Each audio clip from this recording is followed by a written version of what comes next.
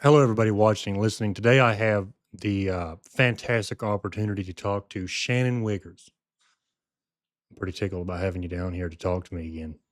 We've been down here before, and we've talked a lot. But so anyway, as sort of an intro question, an icebreaker question. I'm very curious. So you moved here to South Dakota. I'm very curious if there's anything about South Dakota that made the move here that you made here. Maybe how long have you been here? It'll be 8 years in August of this year. Gotcha. So the move you made here 8 years ago, is there anything about South Dakota that any single thing that stands out that made it worth moving to South Dakota? Is it the Black Hills, the community? Is there?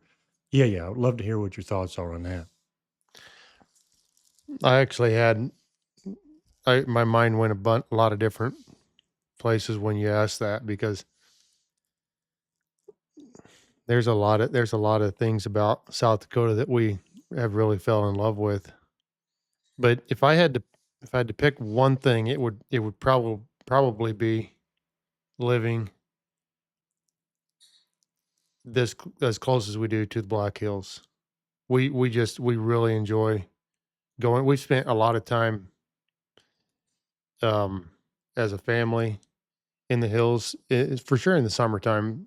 Trail riding, that's not something I was really familiar with, and we've really learned to like that. And then obviously there's skiing and what have you to do in the winter, and we like that option. It's just a short little drive away, and you can just after an Yeah. afternoon or whatever, and run down there and kind of get lost in the trees. Have you? Have you? I didn't see. I didn't know that. Have you got into skiing? Some. A little, I not like a lot, but I have. I mean, we usually do several times a year. You go with the fam. Yeah, Cool. I know you've ended up running some cattle in the hills, and yeah. I've heard you talk about that. You really enjoy that. Well, that's kind of cool. See, that's one thing. Admittedly, when I moved here, I'd never been to the Black Hills. I hadn't either. I didn't really know anything about them. I knew they were here, but I was like, whatever.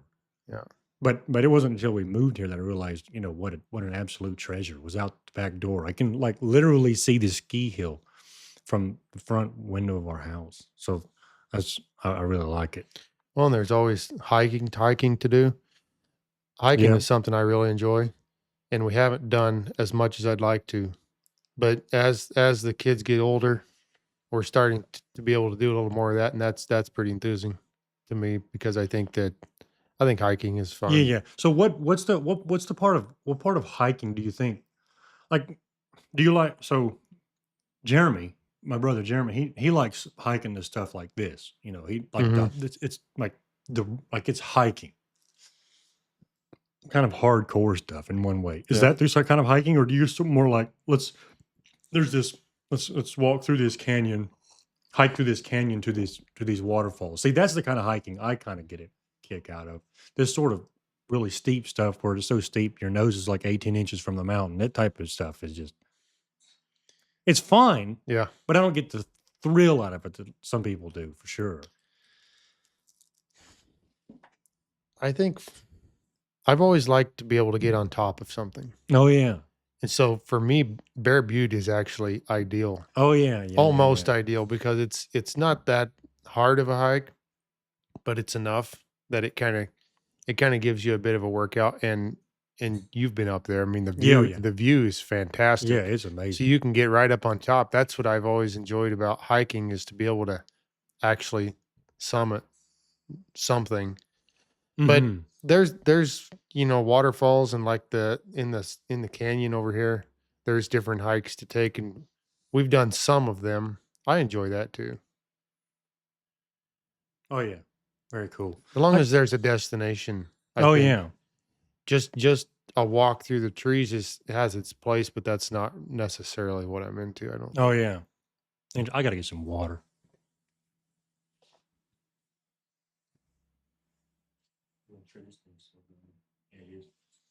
I always get nervous these things aren't running. So anyway, All right, very well. Well, look, I prepared a bit of an introduction, and I want to go ahead and I would like the main reason I want to have you here is to talk about I want to walk with you sort of like I did with in that talk with Chris. I want to have a conversation with you about the decision to move here, and then the process of sort of learning what you were going to do here, and sort of navigating that. So, might as well go ahead and hit the introduction. Shannon Wiggers, a cattleman, a husband, a father of three daughters, and maybe most importantly, a man of God. He spent the first quarter of a lifetime ranching and farming on the Kansas prairie before relocating to South Dakota, where you built a career rooted in hands on work, ranching, fence building, and most recently acting as the general contractor on the construction of a new home. True to the spirit of a generalist, you aren't just overseeing the project, you've done a fair amount of the work yourself. Shannon could very well be the man of steel and velvet. He brings a practical, lived perspective shaped by responsibility, craftsmanship, and the land. During calving season, he's hard enough to be out in the cold and wet and wind to care for the freezing calves with hardly a complaint. At the same time, he has the patience and understanding to be the man in his home, which we will note consists of a lot of girls. Steel without velvet becomes cruelty, and velvet without steel becomes fragility. I think of all men I know, Shannon has maybe best integrated this. So today is a real treat because I get to ask him about part of the journey that made him this way. That is his move to the north edge of the Black Hills. Did I miss anything? It's great. Fantastic. It's always interesting to hear somebody write something like that about yourself. I don't know if you've had the chance to listen to something like that about yourself. The first thing that I want to do is to make apologies Yeah. or what have you for what's been said. And I don't, I just, I've kind of started to realize that really doesn't benefit. And it's, Yeah. I'm not sure how to, it feels good. It feels good to have somebody give you their point of view Yes. on who, who they feel like you are. And I think there's some merit in just accepting what they have to say at face value, knowing that, while it sounds, really, really great. There's obviously some other sides to it Oh yeah. that aren't in there. But anyway, Yeah. Well, look, I know that being on the receiving end of that, um, I don't know if I've been on the receiving end of anything quite like that, but being on the receiving end of compliments is difficult. But at the same time, I unfortunately don't give them as often as I should, but when I do, I mean them. So, yeah, anyway, yes, I truly do count it a privilege to, um, be acquainted and maybe even, dare I say, be a friend. So I'm pretty excited about that. So yeah, I'm very excited about hearing, um, I don't, I think we've talked about your move here, but I'm very interested in hearing it as a story from the, the, the decision, the decision to move and then the actual doing it, and then and then because I know that making a move can be a difficult process, and that can be that process in and of itself. Finding what you're going to do when you move to a new place can, in and of itself, be very life changing. Be a very life changing experience. So yeah, you're welcome to start where you want. If you need to if you need to start before the move to give context, that's completely fine, and share whatever you feel like it best illustrates the experience.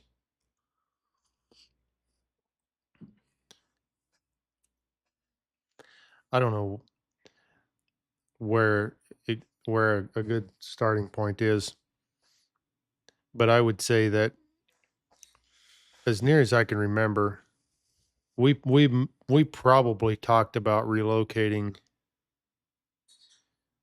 on our honeymoon. I don't know that for Oh, sure. really? That may be a stretch, but it was soon after we were married that the subject came up, and it was something that we wanted to do. We got married in 2012, and we talked about it on and off, and Emily would have to remind me exactly how long that was, but we had our oldest in 2016. And at that point,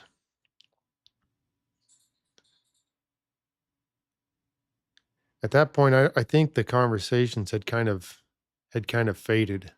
And I had, as much as I wanted to move, and we both kind of wanted to move, just we didn't really have a reason. We just kind of wanted to. It just seemed like there's really no reason for us to move. Like I just kind of figured it was something that wouldn't happen. We're starting to put our roots down in Kansas and to have a family, and we would probably just stay there. That was my feeling. And so about a year later, in August of 2017, I woke up one morning and, well, I'll back up just a little bit. We seen I think it in the, not in the messenger. It was another uh publication of sorts that maybe the colonization board for the church puts out, of maybe some new startup type Oh, okay. places.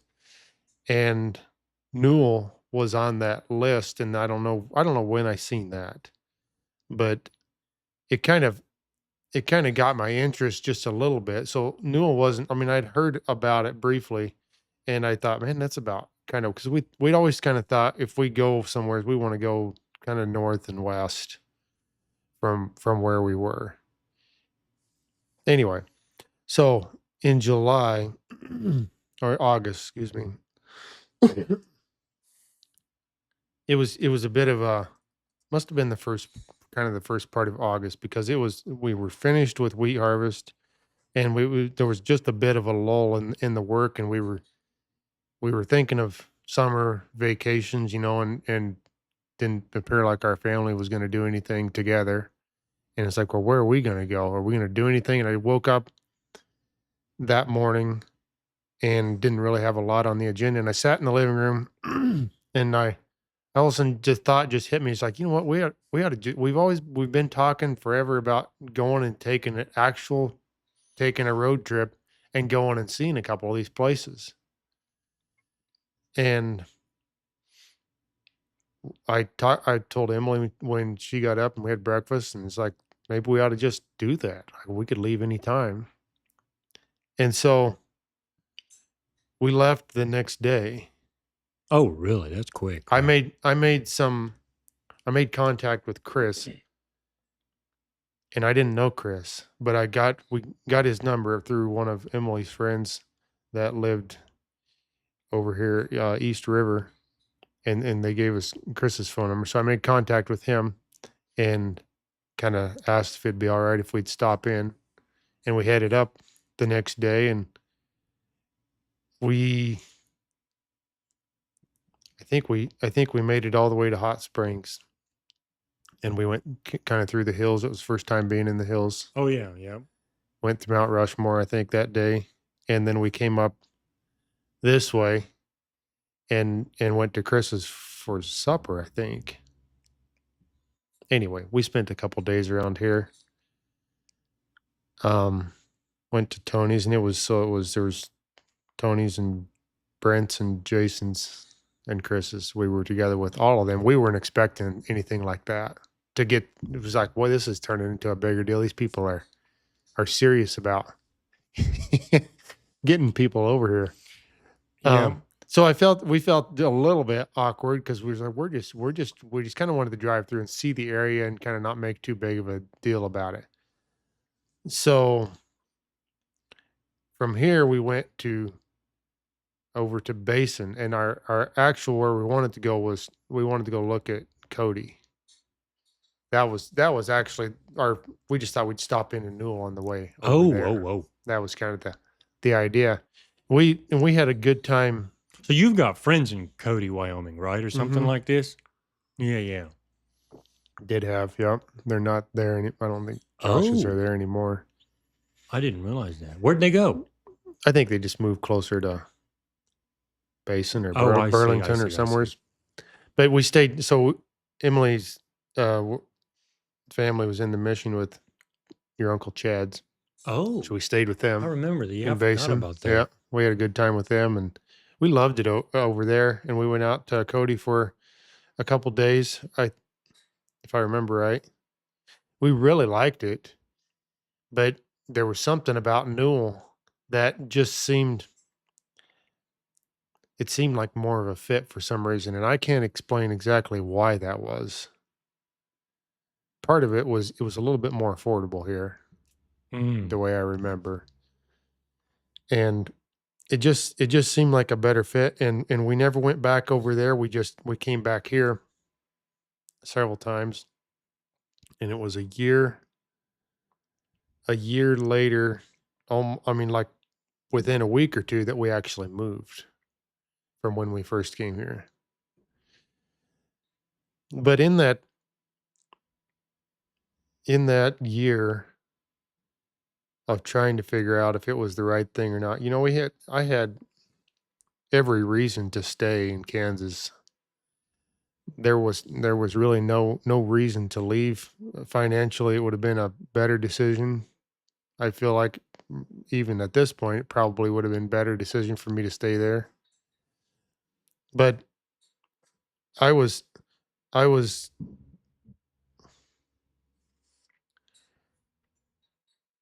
I wouldn't have been able to tell you this back then, but I think there was something about being in that partnership with my brothers and working together that left me a little unfulfilled. Mm. And that wasn't the reason we moved because I was unfulfilled. But looking back, that's what it looks like to me. Was it's almost as if like it was just too much handed to you? I don't know. Interesting. I don't know what it was. It I didn't feel like I had a place in our operation. And I don't know why that was. It was there's really nobody to even blame for that Right. because I'm the I'm not the oldest, but I'm the second oldest, Yep. and there's two younger than me, and I haven't asked them specifically, but just from my perspective, it looks like they found a place easier than I did, and I'm not sure why that was. We'll have to harass Derek, who's been a friend of mine. I'll have to harass him, see if he's in some kind of denial about it. Yeah, I don't know. It's interesting, and I sure don't hold any grudges for any. It was my choice to leave. There was another there was another factor that I was kind of looking down the road a few years. We had or both of my older brother had a boy and a girl. Anyway, my next younger brother had a boy for their oldest, and and then I had a girl, but I didn't know that I was going to have two more girls. But I was thinking that at some point this operation is gonna split up several different ways, and there's just too many of us. Yep, yep. And maybe it's just I'll just make it easy on everybody else and just get out. And so that was part of my thought process too.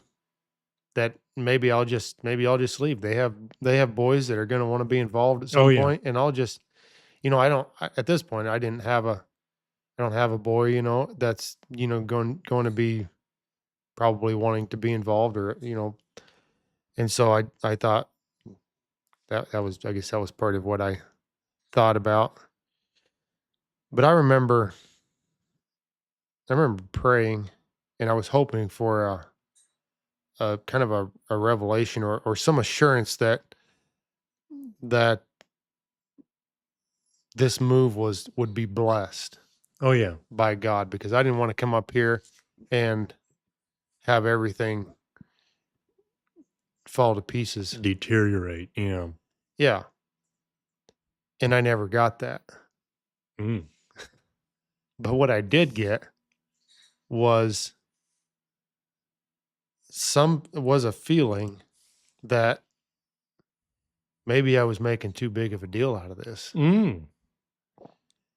God God is God here in South Dakota just like he is in Kansas. I Yep. don't know that he really, what I thought about is I don't know if he really cares where I live. Yeah. He can he can watch over me and protect me here. He can protect me there. What he cares about is my determination to serve him, and I can do that anywheres. And so that was kind of helpful to me to not, or to be able to let go of that ideal that I would have this vision, or whatever, that this is, a clear sign, direction, and that seemed to be direction enough for me. And I still hold to that, I guess, that maybe exactly our zip code isn't maybe Yeah. that important to God so much. Well, that's interesting to bring this up. We'll maybe have to touch on this later, or if you got thoughts about this now. Like, there's something in us craves certainty, Hmm. and it's a more courageous move to go without certainty in one way. Hmm. I know what you're saying. I don't know. I don't know. Anyway, I don't want to. I don't want to derail your story. So anyway, we were able to buy a little piece of ground here that seemed to seemed to kind of seemed to open up for us. Seemed to make sense for us to buy. I thought it had been on the market ever since we had started looking here, and I never really considered it at first because it didn't have a house on it. And the more we looked around, it seemed like a better idea because it was sort of a turnkey, a pretty new stand of alfalfa, had a center pivot on it. All the work had been done. It was just kind of ready to for someone to take over. And we went ahead with that, and it I would say it's proved to be a good investment for us. It it's done what I expected it to do, and I can't ask for any more than that. It was we were able to find a house to rent in town, and that was a challenge. I'm not sure how that how that was when you moved here, because you bought a house, didn't you, Yeah. right away? See, we'd kind of used up our available funds Oh yeah. in our other real estate purchase, and so we weren't. If there had been the right thing come along, I think we would have figured out some way to make that work. But we uh we were looking for something to rent because we just weren't finding anything that was looked like an open door to us. And so we shopped around for a while, and I finally landed upon this fella that he told me he was thinking about buying a house in Newell, and it was offered to him because it was a bank repo. And he said if I knew I had a renter right away, I would just go ahead and buy it. Oh, And I said, well, interesting. yeah, I said we would, if the rent sounded reasonable. And we actually went and looked at the house just from the outside. And we said, yeah, let's do it. It's kind of small, but it'll work. And I told him right up front, I said, I'm not going to sign a year contract because if Yeah. we find something we're probably going to be out of here. Yep. And he said, that's fine. You can just, whatever. Yep. And so it would have been, see, that was in August of 2018. And we moved out of there in May of 2025. So 6.5 years later. You're in there substantially longer than Yeah. what the original Yeah. hope was. Yeah. There's a lot of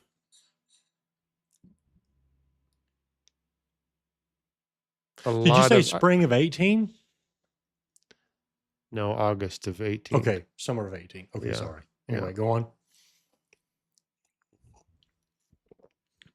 You're gonna say there's some bad memories that go along with that place, probably. But I've heard some funny stories about that place, especially the first year you were here. funny stories? Yes, yes, involving because you that same year you were anyway. We'll get into this later, but it was had involved you calved out a bunch of heifers Oh yeah. that next winter, I think. Yeah. After you moved here, but anyway, Yeah. I was always glad that we had. There was a lot of things about the place that were in one way very well suited for us. Just being on that, like I was always glad. I would have rather had the house we were in the location that we were in, rather than a nicer house in the middle of town. oh I think so. Emily would probably not agree, but yeah, we could see the hills from our house. oh, I see. We had a decent view. We couldn't see sunsets, and we were like we had. I mean, there was some neighbors, but it's not like living in the middle of town. We were right on the edge, basically one house away from the end of town. And our street was not busy at all. Whatever. You look Yeah. for the silver linings, I guess. Oh yeah, yeah. When you're in a spot like that. But I'm thankful he was a good landlord. He didn't fix a lot of things in the house, but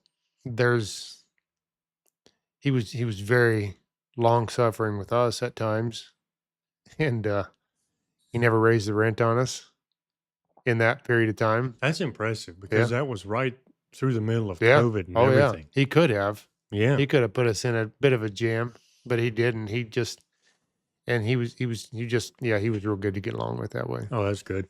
Yeah. So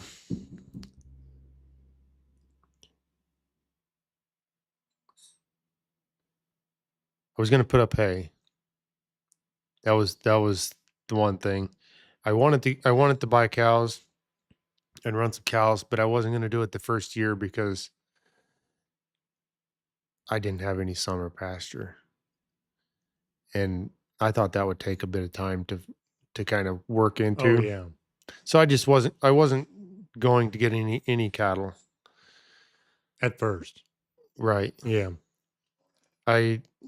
Troy was doing his silage startup thing, and I bought a truck to help with that. And that was, we also used that in our move up here. So it was helpful in the move, I guess, to pull a trailer up I here see. and stuff. But so that's what I got started with. Soon after we moved, I pulled one of his trailers that he had leased, and I took over the lease, and I hauled silage for I'm not sure how long that went. It was most of a month probably, where we kind of were pretty busy. Okay. This would have been in the fall, right? Right. Yeah. So that would have been September probably, maybe end of August, September. It was enjoyable. I have good memories of that time Oh, hauling silage. well, that's cool. Yeah, everything was new around here. To me, Oh, yeah. we'd just kind of been here, and it was all kind of a novelty, sort of. And I enjoyed that. There was some some things about that whole deal financially that didn't turn out the best, but that's that was it was a learning, I would say a learning experience. Looking back, that was t- that was kind of something I was really hanging on to, was that silage hauling deal. To Financially. kind of I was Yep. planning on it, Yep. and it Yep. didn't work at all. Yeah. I was actually, after that fall, I didn't realize that that one customer was was bankrupt or going bankrupt and wasn't going to pay anything. And I was looking into buying a trailer. I was going to get into it, like own my whole, rig for the next season, and really hit Oh it yeah. hard through the summer, Yep. and and I never pulled another load. I was actually, the next spring, I was still kind of, I thought we were gonna start going, and I didn't have anything bought, but I thought we were gonna be starting to chop, Get and back in it. it just never did. We never got started. But what we did end up doing, the the FSA guy in there, he said, "What do you," or I think it was him or the banker, was like, what is it that you want to do here? Because to pull my whole plan together to Yeah. get the loan, it's like, we need to add something, because to for your farm plan to really work. I said, well, I kind of want, I'd like to run cows, but I don't have any summer grass. And they said, well, let's just, he said, we'll get the bank to go along with it, and we need to buy some cows. He's like, So he pushed you and into your dreams sooner than what you were yeah, even ready for. he said the grass will figure itself out. I said, "Okay, Well, that I don't that's know. pretty cool. You're pretty optimistic, but." So we bought, I forget how many. I did have just a little lead on some grass that I thought we could maybe get together with Tony, and it never happened. But Oh, anyway, we thought we were going to have some. So I bought with that in mind, and then I bought some other stuff that I was going to calve and then probably sell pairs, was my thought. And the banker, he said, well, I said, that's not what the FSA, that's not what FSA thinks we're going to do, is sell these cows right away. And the banker said, well, we'll cross that bridge when it at that time. yep, yep. Well, turns out I had my heifers consigned in the spring, and there was grass opportunity came up, and I canceled, like, that week before I hauled them in there. And I said, look, I found some grass. I'm Yep. not bringing these things in. Yeah, yeah. So anyway, we did find some summer grass, and was able to keep them for a while. Was that was it the same? So you lost one. It ain't like you got that back. You found something else. Yeah, it was just an opportunity that never really came to I fruition. got you. Yeah, Interesting. yeah. But I wished I would have kept a diary, or that we would have that first winter when we were trying to. We had heifers starting to calve in the 1st of February, end of January. Oh Actually, I wow. had no corrals at that. There was nothing at that farm that we bought. There was a shed, like what is that? About a 40 by 60 Yeah. Okay. shed, and a couple grain bins. Well, they don't help a lot. There was I worked on building some barbed wire fence in the to make kind of a small, or a smaller corral. Containment of some type. Yeah. Yeah, and Chris brought a bunch of, or I think he used some of my, because I had some hay from the summer sitting there. And he came over, because I didn't even have a tractor. He came over with his tractor, and he stacked some bales up in such a way that I see. there would be some protection there on the other Yeah. side of the fence. And when I bought those heifers, I took them to his place, Oh. because I didn't have any. I guess I wasn't finished or something. I think I bought those at the first part of January, and I wasn't ready for them at my place. And then we trailed him down the road over to my place from his place then, I Once think you is what got your happened. sort of your corral or whatever Yep. built. We actually had one calf at his place already, but it was an abortion deal, but Oh, that was the start to my calving season. wow. It wasn't a live calf to start with, but Yeah. anyway, Stillborn thing. it was a precursor to what was to come Oh dear. that year because February. When did you got here in April or something? Not till June. June. Okay. Well, that February was I didn't realize. That was a really bad winter too, wasn't it? Hmm. Like, wasn't there a lot of snow? Or I say bad. It Yeah, was like a lot of snow and it was pretty cold. really cold. It was. I thought it was normal.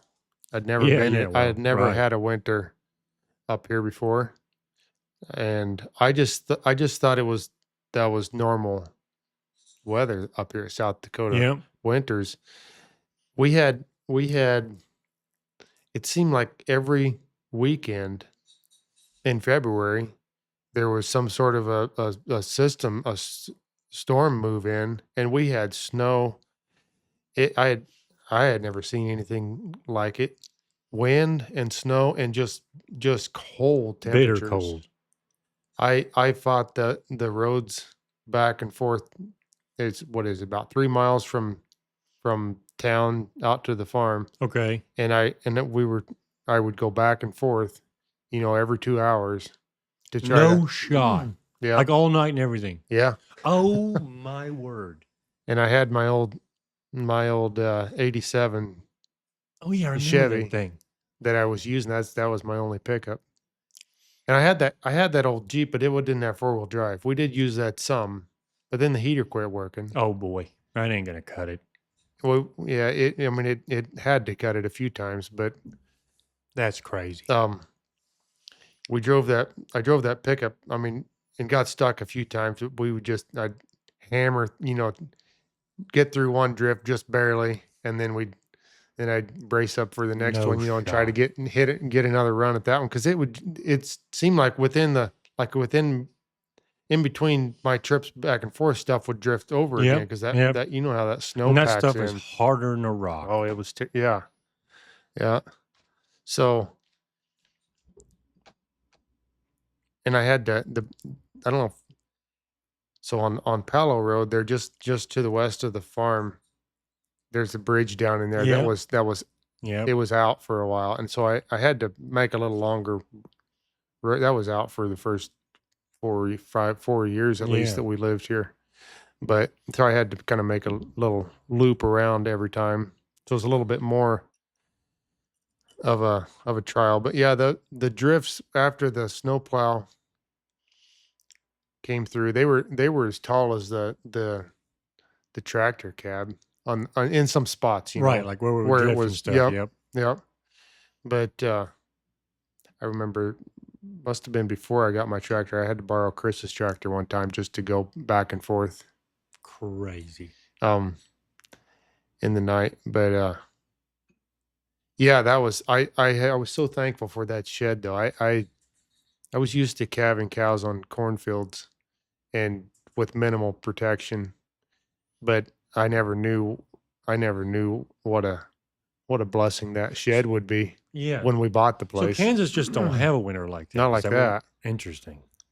I mean, maybe occasionally there would be a storm come through, Yeah. but so I just opened the doors or had the door opened where they had access to the shed. The ones that were Yep. there was 30 or 40 of them, the way I remember, that were due to calve. And so they would just all cram in there every night. And Oh, really? I had a couple I had bought just a handful of little panels that I had some little stalls set up along the one side. There was no electricity in the barn, but it was out of, and with all them cows in there, it was surprisingly warm. Yeah, Like I believe it. pretty, you'd step in there and the steam would be rising. Yep. And, but so they would calve in there amongst themselves. And we saved I don't know if we didn't lose hardly any calves To the cold. to the cold, but we Yeah. lost a lot of calves later due to to respiratory issues. And I think it was largely due to the just um, contamination or the bad start that they had with all the being enclosed and Oh, for really? that long. Yeah, yeah, they had poor lungs and just didn't have a good immune system. So Interesting. we ended up losing calves later. I see. I didn't Yeah. realize that was a deal. Yeah. That's a mess. Yeah. Because you went to some you did some crazy stuff. Because Well, while we you had to were bring calving, you were bringing calves home and stuff, weren't yeah, you? yeah, we had to do that a few times. So there was some that got cold. I didn't have any way to warm them up out there if they needed that. So we Right. at one point we had I mean at least 3 or 4 calves in our little mud room area there in the house. Yeah. That's so crazy to me. Yeah. And like that was the entry to your house, right? Or whatever. So Yeah. there's just cows basically in your house, which is just the most In our laundry hysterical room. Yeah. story of me. Yeah. Yeah, Yeah. that was the stories that I heard about you when we first moved here, and people were saying that's a hard sucker right there. This guy is so hardcore.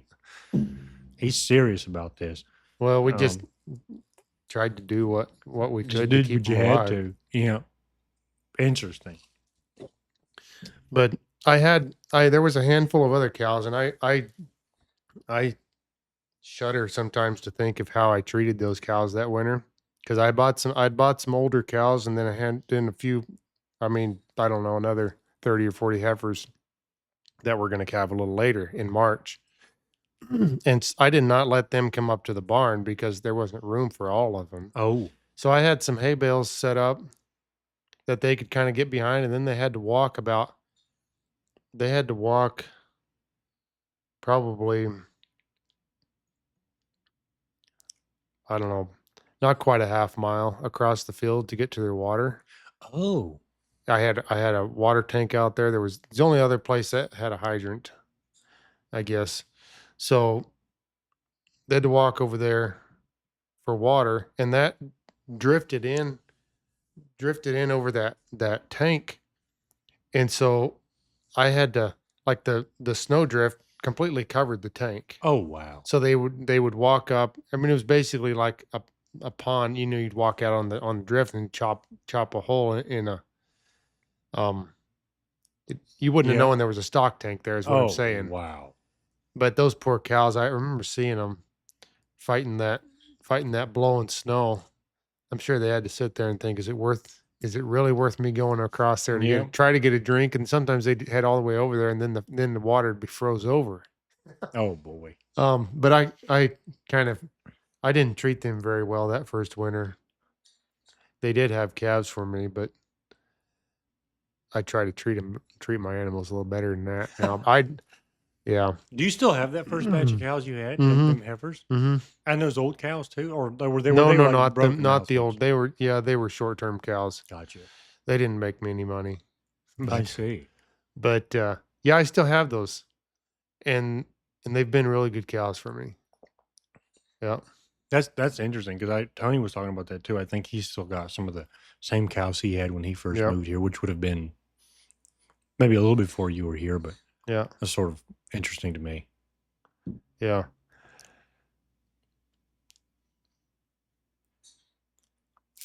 I'm trying to think what next. I guess that was kind of how the winter went. So, right. So so the question is that one question I've been having when you moved here, that was your aim is to do cattle. Like eventually, one way or the other. I mean, Yeah. my aim is I like cows. I want to get I into think cows so. here. I liked cows. We had a little feedlot in Kansas, but we also had some cows, and the cows were more suited to my interest. And so I knew this was cow calf country, and that's what I wanted to do. And so That was kind of the long-term plan, was to get into those, but I was open to I had a few different ideas. I thought I would maybe work at the sale barn for a while, and that never really happened for some reason. But I suppose the part of the reason is because you got. I mean, was part of the reason because the FSA banker kind of yeah. pushed you into the cattle I earlier than think what you were I planning think on? so. Yeah. So the silage trucking was one idea. I never did say that after the silage run, Chris had that live bottom trailer Oh yeah. that he offered that I could pull and haul some ear corn. And so I did that for whatever, for a little while there Oh, in, you in the did. fall, in November. Yeah. That first year I hauled some ear Interesting. corn. That was Out of it. the field, or were you Yeah. hauling it to the guys feeding it out of Yeah. the Out, fields? out of the field to the ranches. Oh, gotcha. Yeah. Okay. Yeah. That was enjoyable too. Just to get out and and Yep. and get to places that you wouldn't have otherwise. I Oh don't I don't man, particularly enjoy trucking that much, but I did enjoy that. that reminds me of my cow trucking. That cow trucking got me into places that I would never have otherwise Yeah. been, and that's some of my best memories. And Lana would go with me a couple of times. We would wind our way back, go into the back bum Egypt of Wyoming, and Yeah. load cattle back 40 miles down some gravel road. Like, well, that's North Dakota, where we literally would go 35 miles down gravel to load cattle. Mhm. Great. And it was crazy stuff up in there. Beautiful, beautiful place. You like you come over the, come up over a frosty hill as the sun was breaking over the horizon because we'd be loading at like daylight. Yep. It was, it was, those moments made all the toughness of cow hauling almost worth it. Yeah. It was unbelievable. But anyway, yeah. Yeah. So I can kind of relate to that a little bit. I know I hauled a load north of Belfouche once, and I come past that Camp Crook road, and it said Camp Crook 55 miles, and it was just a gravel road. And I was like, Yep. There's got to be a better way to get to Yeah. Camp Crook." Yep. Yep. And then I took a load to, well, not quite to Camp Crook, to Capitol. Okay. Um, and so I got to go down that road 50 miles or whatever it Yep. is. And it's a neat road though. I Yes. like that. We build fence up there now, on some ranches, I and I see. like that country a lot, actually. I've never been all the way down that road. I've been up at a ways. But if I've ever had to go to Camp Crook, I've always just taken the highway to To Buffalo, and Buffalo and yeah, then over. yeah, But anyway, yeah. So I did that first year too, and that was nice of Chris to offer that. I think he tried to say he was a little busy, but he yeah, bought that he bought the trailer so he could do it. yeah. For whatever reason, he thought that I was maybe in the lurch a little bit, but But it's kind of funny because there was probably another reason because I think he said it just wasn't. yeah, Did he try it a little bit? I think he did some. And he just Yeah, wasn't his thing. yeah, He said, yeah. which understandable in one way, but Right. I'm quite a bit different, and I kind of get a kick out of Mhm. driving the truck around. But I think what I was doing with the trucking was probably a little different than that, but Yeah, whatever. I think so. So then we we ended up finding some grass for the cows. Yep. And it was Tony and Chris and actually Chet with his sheep. We all kind of pooled together, and it was a bigger lease than any of us could have handled on our own. So we all got together and hauled stuff up there. And I remember before we hauled it up there, my place was, we had all that snow, and when the thaw came, I had nothing but mud at my place, and them poor calves were wallowing in the mud, Belly deep in the and I mud. had no dry place to put them. Oh, I had them on my alfalfa field until the stuff started to green up, and I got way too nervous, and I had to pull them off, and then they were just pinned over here in the Were they corner. were they out there just post holing in the in your alfalfa field? It wasn't that part that I was worried. I was worried about them bloating. Oh, but still, like, did you end up like so before it started greening up though, it would have theoretically been gotten soft. Yeah, Before that, did you have any issues with that? Because man, I don't remember having issues with it. interesting. I'm sure there was some of Man, that I've though. I've had some issues Have over you? here with that. Man, goodness gracious, Yeah. they put a put a cows put a path right diagonal through one of my fields that Oh, was sure. flooding, and it was just and nothing grew there. And then the water when I was flooding would go to that trail and then just follow the trail out. Oh, yeah. It ended up being a real mess. But anyway, So before, I'm not sure how. It must have been in May, first part of May, because it was the 21st of. I remember that because that's my birthday in April. That it seems like that's about the day right in there is about as long as I feel like pushing the alfalfa or like letting my oh yeah, cows yeah, have it. And I just like, it's getting too green. I'm just yeah. gonna pull them off. So I had pulled them off about then, and they must have been there for a couple weeks. And then Chet said, "Look, if we're gonna run our cows together, or if I'm gonna run my sheep in with your cows, I'd kind of like them to get used to each other and to where hopefully the sheep will stay with the cows and graze in the group together because he wanted the cows around the way I remember for maybe a little more protection. Yep, yep. And so he said, would you want to bring your cows over? It Oh, looks like they could maybe use a drier place anyways, because he had more of a pasture. yeah. I said, absolutely. So he said it'd be a good thing for me too, because I'd like my sheep to get used to your cows. So that was a blessing Yeah. to be able to take them over there and just like um get them out of the mud for once. But so we got that lease north of up there by Castle Rock, north of Newell. That was about a 6,000 acre lease, I think, Okay. and that was fun. There were some challenges with that place, but it was. I have good memories of running that lease together with those guys. Um, we spent quite a bit of time. I think it was that first year we had some fence blowouts. We had to work on fence, and the clover was like this tall. Oh wow. Do you, if you may not Yes, remember that summer. It yes, was I it, do wa- it remember was that. a I had never seen anything like it. But it was quite a clover year, I guess.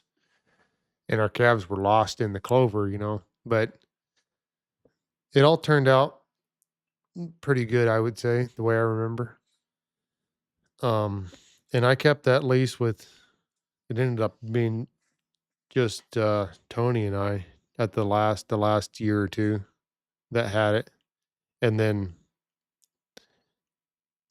the owners decided to go a different direction with it, I guess.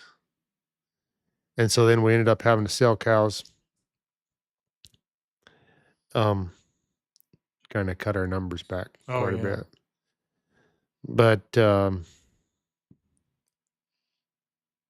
so that was in 19.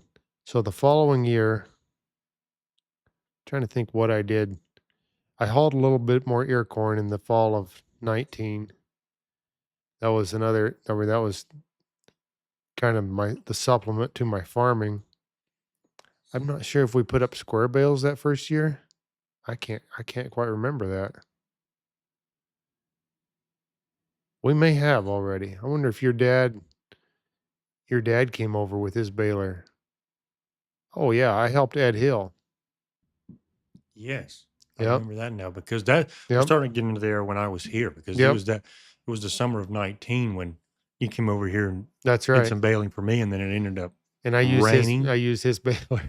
Oh yeah, yeah. Yeah. Yeah, I used Ed's baler and came over and helped you. That was that was That was a that bad year was because it rained and it yep. rained and it rained. I left. We got my hay, my first cutting baled, and then I came over here and helped you.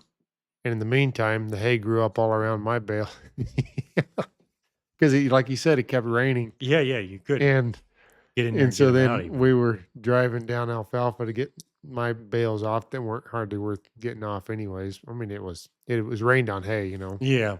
but yeah, so I worked together with him for just a little bit, and that was good. It wasn't meant to be a long-term situation, but he was he was someone that I learned from, and I feel like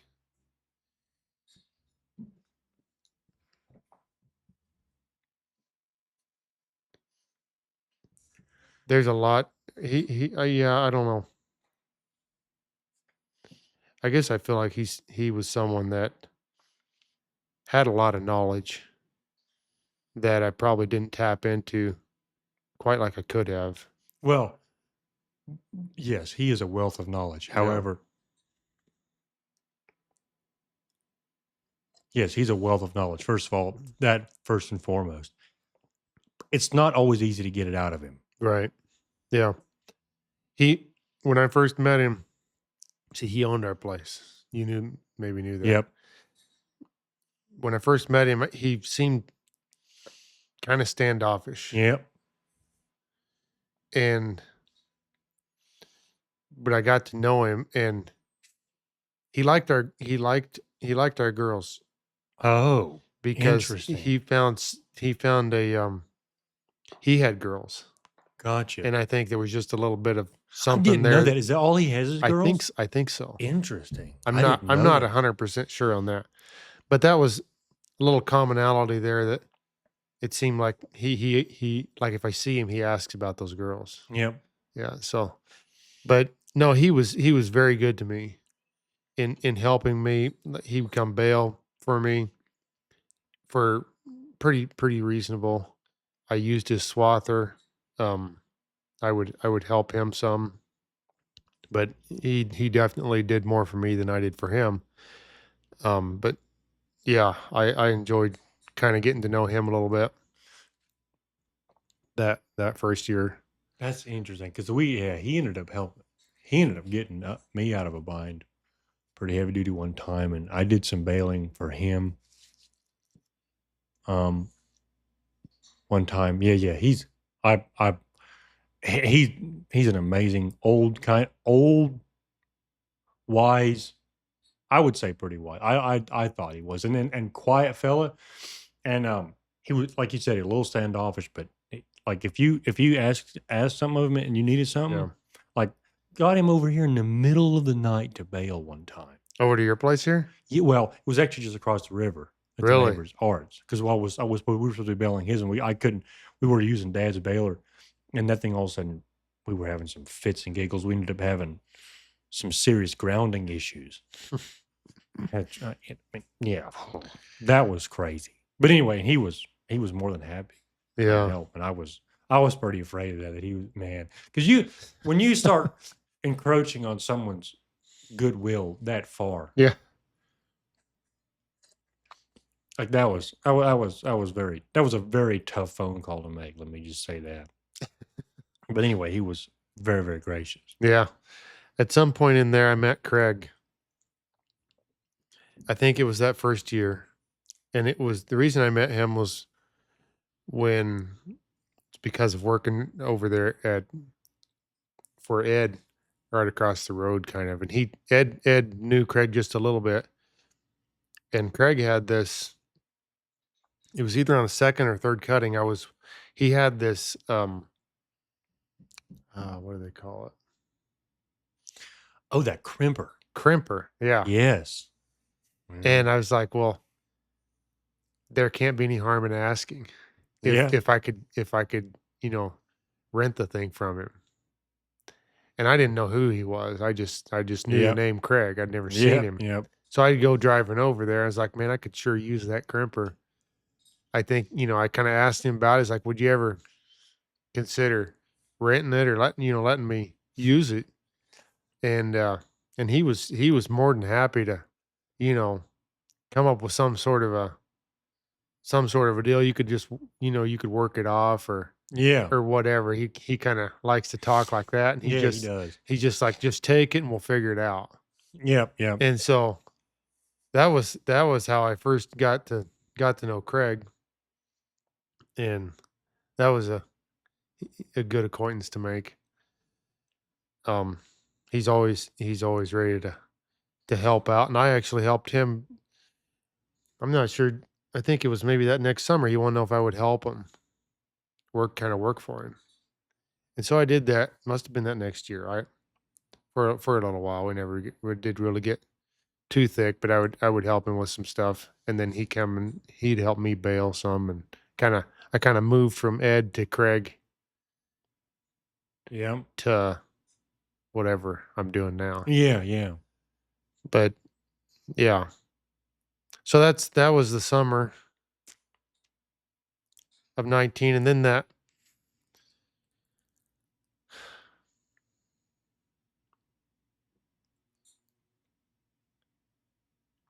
trying to think right if I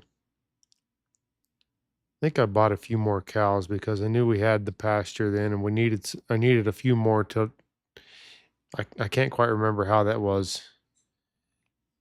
Uh, but anyway, we had more cows to calve in 19, and it was a completely different year. The winter of 19 and 20. That was a much more friendly winter to calve in, and so we did a little better that year. And somewhere must have been in the spring to summer, or actually, I wanted to build some windbreak at the farm there, and this must have been in the.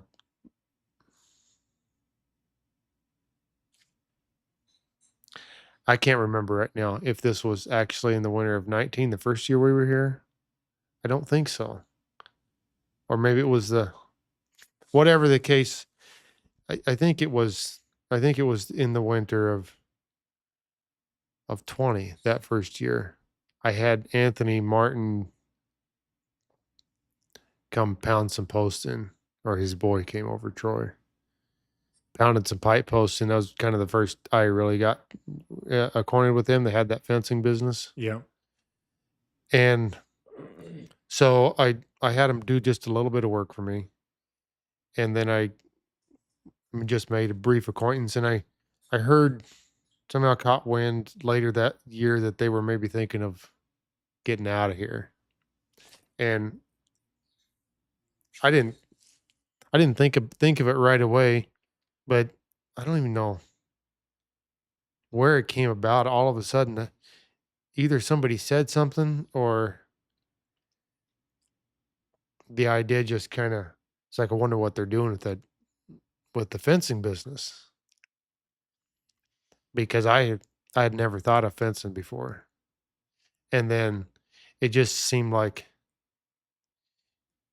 um, I got pretty enthused about it. And so I called him one day, and he said, "Yeah, we don't know yet. What? It'll be the equipment will be for sale for sure." So we had some talks, and he had uh, a little bit more interest. I think that was right when Dwayne's were thinking of moving, Okay. and they were kind of interested in the place and maybe the business. I wasn't. Him and I actually talked some together about that, and it just ended up I think this custom farming thing or whatever came up. Um. Anyway, we ended up buying that fencing business in kind of the late summer there of 2020, and I was I was I was pretty enthused about getting a hold of that because it seemed like our farm was doing okay. The cows were kind of doing okay, but there wasn't really a lot left over to put groceries on the table. Oh, oh, oh, oh. They were kind of doing their own things, Yeah. but as far as actually, paying the utility bill, it just nothing was quite it there was still a kind of a little gap there. And so the fencing was what I seen as kind of maybe the answer to that. And it's something that I really enjoy for the most part. Um, really not a huge investment. I Yeah. mean, compared to other ventures, Yeah. it's not like I had to buy a semi or spend $1 million on cattle, Yeah. Right. and you can go out and earn some money just by it's mostly just you know some labor Yeah. Anyway, just kind and of. time Yep. and it could get like that guy at FSA. He said, yeah, he thought because I asked him, I said, do you think this would be a good idea? And he said, yeah. He said, I usually fencing companies, he said they're good for about 5 years. Really? Yeah. He said that's kind of typically what you see, young kids will want to go build some fence and they'll go for about 5 years and then they kind of just fall They off, get tired of it or what? I guess. He said that's kind of how that usually goes. And so it's like, well, I guess I'll find out. But I can see why I think that it would be that way because it's extremely can be extremely monotonous Yep. because it's just the same It's thing the same. over and Yep. over and over again. And like there's really no leveling up. I mean, you just there's only like a certain amount of things you do in the process and that's what you do. You can maybe speed up and you can maybe get a little more efficient Yep. and at the end of the day, a fence is a fence. Yep. But what I like about it is that the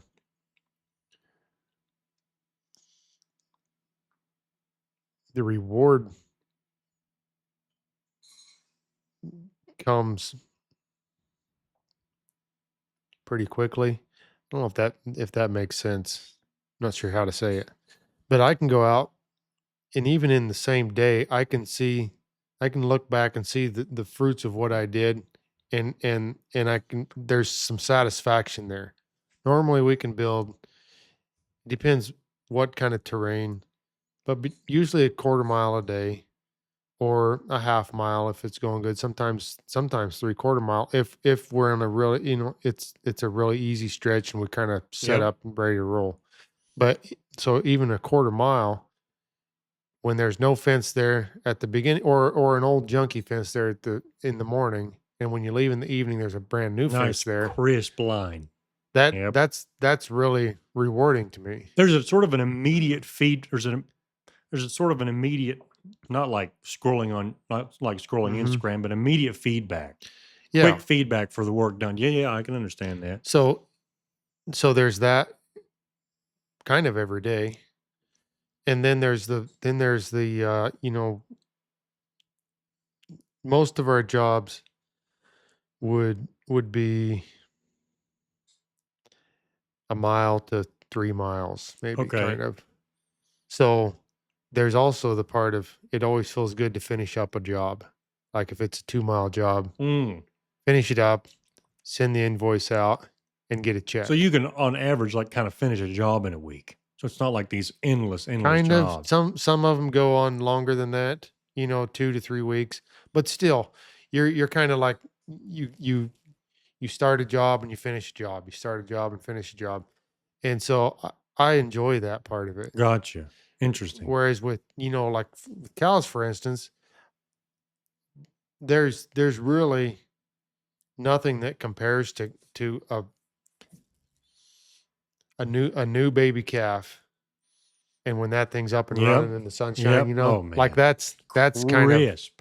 Mm. Yes. I really like that. Like that's really rewarding. And then to watch that calf grow over the summer and to wean it in the fall, and it's weighing 600 pounds Yep. or whatever, and looks you know pretty top. I love that, but you still have to wait all summer It's to all get that. it's a 1-year cycle, Right. whole year. Yep, yep. Yeah. And so this is a little bit more, im I'm struggling to find the word. Kind of immediate though, like, Yep. um, a little quicker turnover, I guess. Mhm. So that part I really enjoy about the fencing. And maybe even more importantly than that, it seems to it seems to line up with what my interests are. Mm. Not so much building the fence, but I I always I think I romanticized the ranch life as much as anybody. Yep, When we like, we didn't live on a ranch in Kansas. yep, We had a farming operation yep.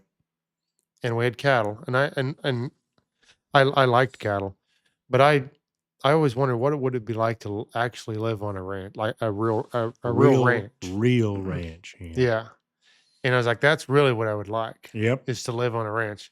Well, turns out that to go and buy a ranch isn't quite as easy as what one might think.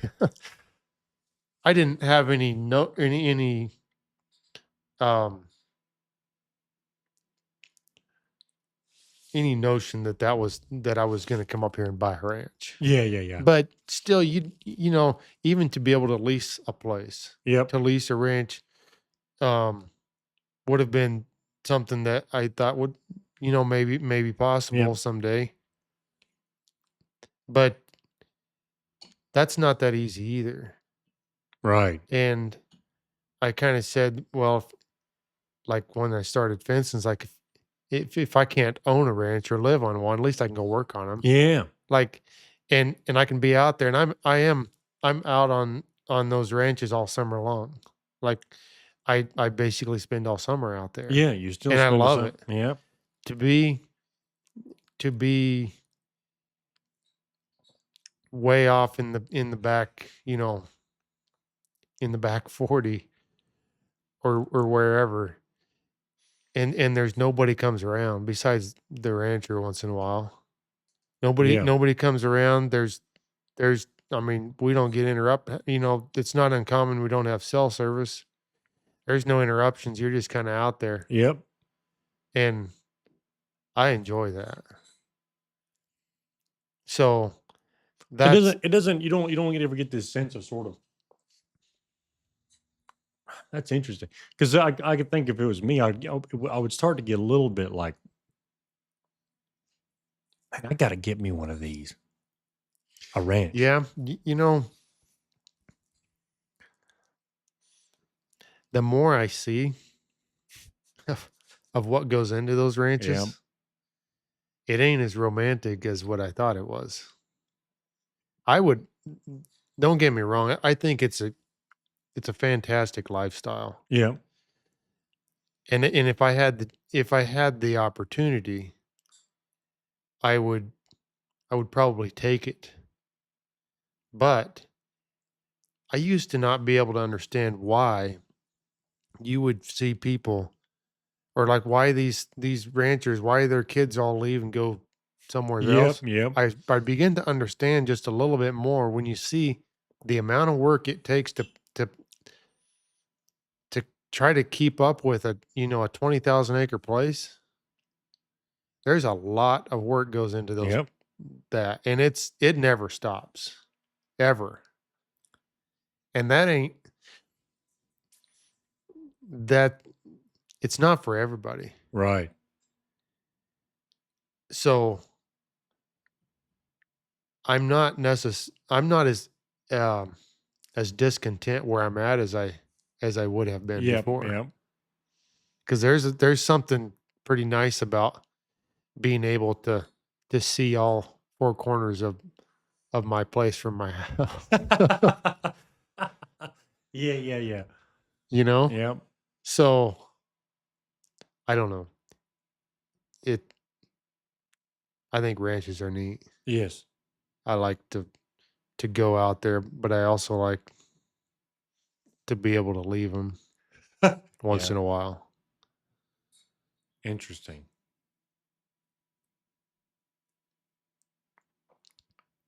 So anyway, it's kind of how that's went, I guess. So we're building fence as much as possible, I guess in 23 I joined up with Sean. Oh yeah, right. We started working together, and that was that was I think that was in 23, 24 maybe. Is it just a year ago? Or No, a year and a half ago? 2 years ago. I kind of remember when that happened, but I kind of don't remember when that is. Or that didn't make any this sense. would have But this would have been 2 years ago. It would have been 2 years ago, and okay, it must have been in 23, the fall of 23. Would that okay, make sense? yeah, sort of. A little over 2 years then. Anyway, So, but yeah, that's been enjoyable. look, this is interesting. So, I'm kind of fascinated that in the beginning. So you talked about looking for a sign that this was the move, Hmm. and then you kind of got the feeling, well, look, God is the same God in Kansas that He is in South Dakota, and then like it wasn't without hardship, but it's amazing how many things like worked themselves out Yeah. when you got here. Like um, that's actually pretty interesting. Like the things didn't go how they planned. Like usually, well, there was some of that you had too, that where you so with the cows, you ended up getting pushed into that sooner than you thought you would, but you stayed in your house like 7 years longer than you thought you would, which is Yeah. so there was both ways, um, but in one way, this is sort of interesting because not everyone experiences this, but you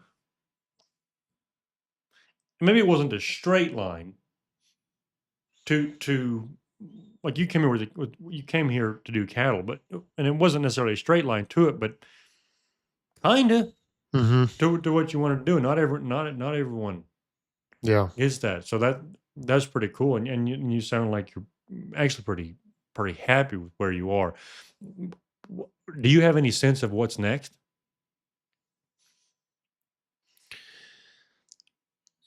I don't know. We did get that And we need to the talk about your building your house. I forgot about yeah, that. yeah. I got some questions about that, but we can get there yet. So that was kind of the next phase.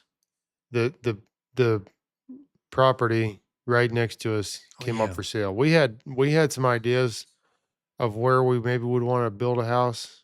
We didn't want to build on our place. There just didn't seem to be any future right there. It was yeah. good. It was good for raising hay, but um, we didn't know where else to go. And we kept looking, and nothing turns up. And so it just so happened that the neighbor died, and his family wanted to sell, and we put an offer in on the quarter section right next. It was just across the road from where we're at, and we actually ended up being able to get it with some help of Emily's folks. And so that was it's really exciting for us. It wasn't ideal, but it was right across the road. Right. And so that it seemed to out the good seemed to outweigh the bad, I guess, in that situation. It took us a while to get our loan through to be able to build a house, and we bought part of the ground back. We couldn't. We went through FSA, and so the ground was on kind of a silent auction, but still it had to close on a certain day, and FSA doesn't work that well like Oh that. right. Yeah. No, it And doesn't. so that's why we had to have some help. initially, and they retained ownership on part of it. But so we got a house built to I think that was in 23 as well that we that when that auction was. Okay, when you bought that The way I place. remember, it was in the fall of 23. Gotcha. So we maybe didn't Shannon and I maybe didn't start working until 24. Gotcha. Anyway, we didn't get our loan through for like it was I'm gonna have some of these times wrong because I want to say it was almost 2 years later, a year and a half later. Maybe that Oh, would have been right because it would have been in the spring of 24 or kind of summer that it actually started going, and then it was or that the loan actually went through, and then it was in the fall, kind of August-ish of 24 that we actually started. gotcha. So that's yeah,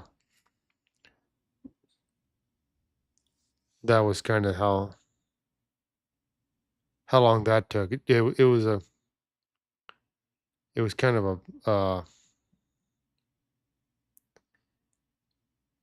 a lesson in patience with working with FSA on that Yeah, deal, oh man. and then some of the uh, what do they call them? The things that we had to wait on for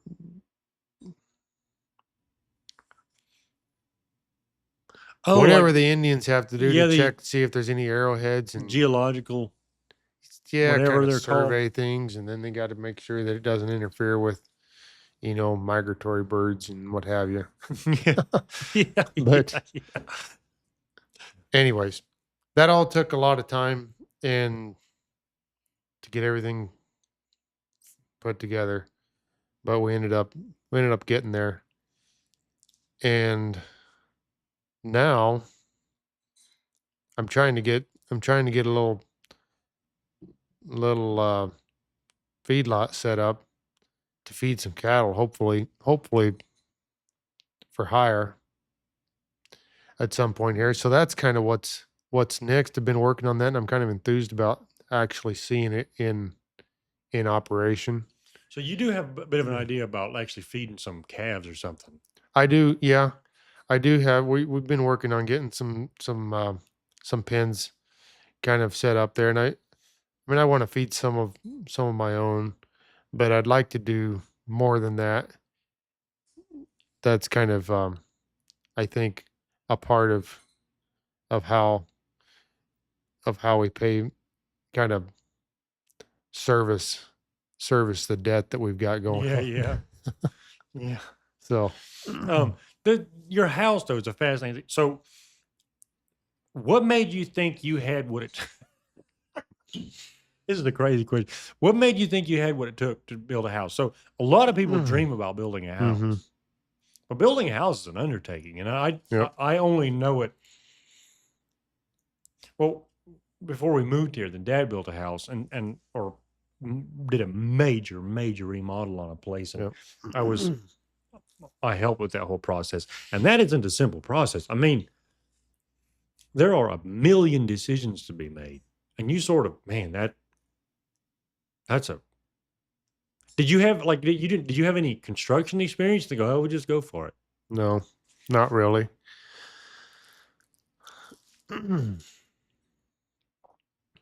You said I was a general contractor. That's not quite true. I don't That think. isn't. Not quite. I wouldn't say so. I don't know what the qualifications are for that, but Did you not manage the whole project pretty well though? I see. I don't know anything. not It really. doesn't really matter to me one way or the other. I just Not really. I was involved, but Rodney did most of it. as far as the general contracting, I would say I he see. got the electrician, the plumber, Gotcha, gotcha. I see. um he got those guys to come in. So he framed up everything and got all the yeah, gotcha. The electrical and the plumbing done. He did more than just frame it, but yeah. Oh, really? Well, they did he did the concrete, did the framing, did I just see. about everything. I We did the see. electrical or he had somebody come in and do the electrical and he had somebody come in and do the HVAC. And that's about Gotcha. it. He Gotcha, did gotcha. everything else. He's pretty handy Yeah, with a yeah, lot of yeah. things. He is. That's for So, sure. That guy, he ain't afraid of much when it comes to no, construction. Like he's like, we'll figure. No, no, yeah, he's a piece of work. That's for sure. yeah. No, it was there was times that it was stressful because of the decisions, Yep, yep.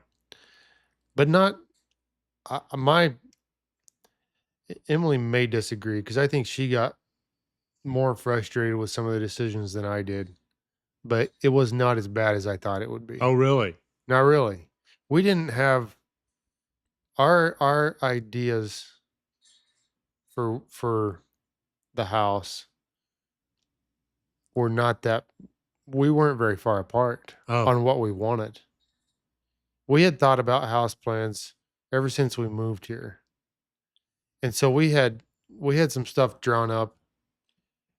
Initially, we had thought we're going to build a small house and then add on to it someday cuz mm, and the more kept talking about what this small house was going to look like, it kept getting a little bigger and and yeah, what it kind of seemed like to me was that if we build just a small house, we're not ever going to add on to it. Or like it's never that to actually the idea is to kind of get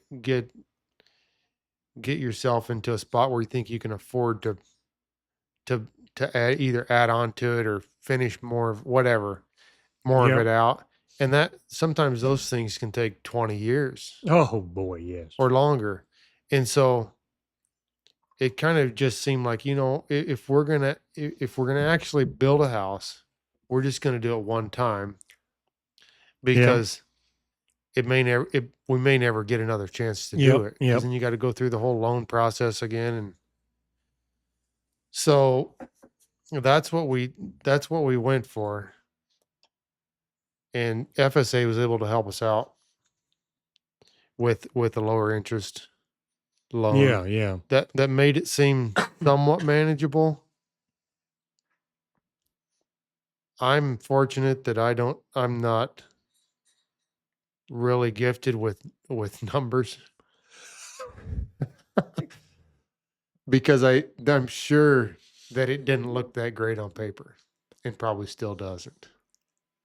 But we just we just kind of went ahead Yeah. and went for it. And I'm confident that we'll find some way to figure it Yeah, out yeah. because yeah, I mean there's I think there's opportunities for a guy that's willing to do some work to make a dollar or two. Yeah. Oh, for sure. And there's always ways to cut back on your spending, and make stuff happen if or to put some money away if you need to. You think you might be living pretty frugally, but there's probably still some Yeah, things yeah. that you're so I guess as far as what made me think we could do it, for one, we were in a pretty tight spot as far as where we were in town. I mean Yep, yep. that wasn't going to just go on forever. And so Yep, we had to do something. yep. We looked very seriously at some other options. We were going to about 2 years before we actually got that other farm and knew that we had a place to build 2 years or a year maybe before that. Anyways, we went and looked at some trailer houses. We were going to put a trailer house. I had done some pricing on what it would take to get some, a septic system put in over there, and we were just going to pull a trailer house in Yep, yep. over there by our farm, and because it's like we got to get out of Gotta, town. yeah, We do we can't. something. This Yeah. You were in that house a few times, I think. Yeah, think so. It was just it wasn't a bad place. Where's the I don't know. You're just 180. There you go. You're getting close now. A little bit more. Oh. It wasn't like I never did mind coming home to that house, Well, we're out down to the dregs of that thing. but for someone that had to spend all day in there, it's pretty dark. Yep.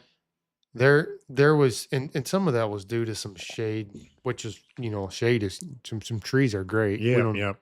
but it was just dark, and it had kind of a musty smell to it that we couldn't get rid of. It was cold. Whatever. Yeah. It was a tough place to be, and then in the winter for sure. At Well, if you sense that there's like, if you got a musty smell you can't get out, you have the sense that there's mold. And I have Yep. this, I don't think mold's any kind of good for a person. No, there was more than just a sense that there was mold. There was some for real evidence of it. Yes, there was evidence. I think it did affect some of the way a lot, or a lot I think we've seen some negative effects health Yeah, I wise. don't doubt that. Yeah. Yeah, Yeah. that's interesting. So, but okay, we got the house. Well, one of the things is, um, you must have done some masonry before, because you knew something about that, because you built a Yep. big fireplace in your house, which is, I can Mhm. testify to the fact that it's really Yeah. cool. Yeah. I worked for my uncle when I was 16, 17, maybe for probably till I was in my early 20s. Sort of full time, not kind of, it got to be more part time, Gotcha. but we did a lot of manufactured stone Okay. on the outsides of houses and fireplaces inside. But what we did was the fireplace would be framed out and boxed in with, plywood or whatever, Mm. and we'd just go stick stone Like, on it and color. It was just like oh, kind of inserts. an insert style, yeah. Yep. Never built a fireplace before. Like a for real masonry fireplace. No. One time I remember replacing some fire brick on a fireplace, Yeah, but that was the only time that I remember ever really getting involved with an actual I see. fireplace. So the masonry, like we laid brick too on houses and stuff. Gotcha. Okay. That's it's really, there's not a whole lot to it. I mean, it's pretty basic. I really wanted to do an actual fireplace. Like, I don't think that it would be that difficult. I was Yeah. pretty concerned about having some drafting issues, Yeah. and I'd done a lot of research, and there was some kits that I could buy and I could get a hold of, and we ended up just going with an isokern. A what? The isokern is the brand Okay. of a fireplace. They use uh some sort of rock that comes off of a mountain in Iceland. Are you kidding Mount me? Mount Helga, I think.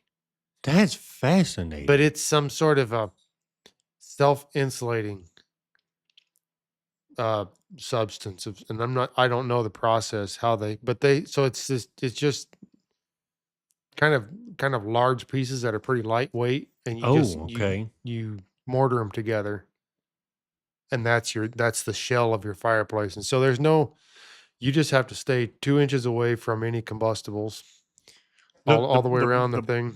the the rock has to be 2 inches away from a combustible. Yeah. That's all. Yeah, yeah, and there's slabs kind of formed in the shape of a fireplace. Oh, You know, your okay. firebox and your floor and your the Gotcha. smoke chamber and whatever. So I ended up buying one of those. I guess I just felt a little more comfortable doing that instead of like laying bricks, and then you have to have so much masonry in between here. And Yep. the more I got to thinking about it, since we are dealing with fire inside of a house, Yep.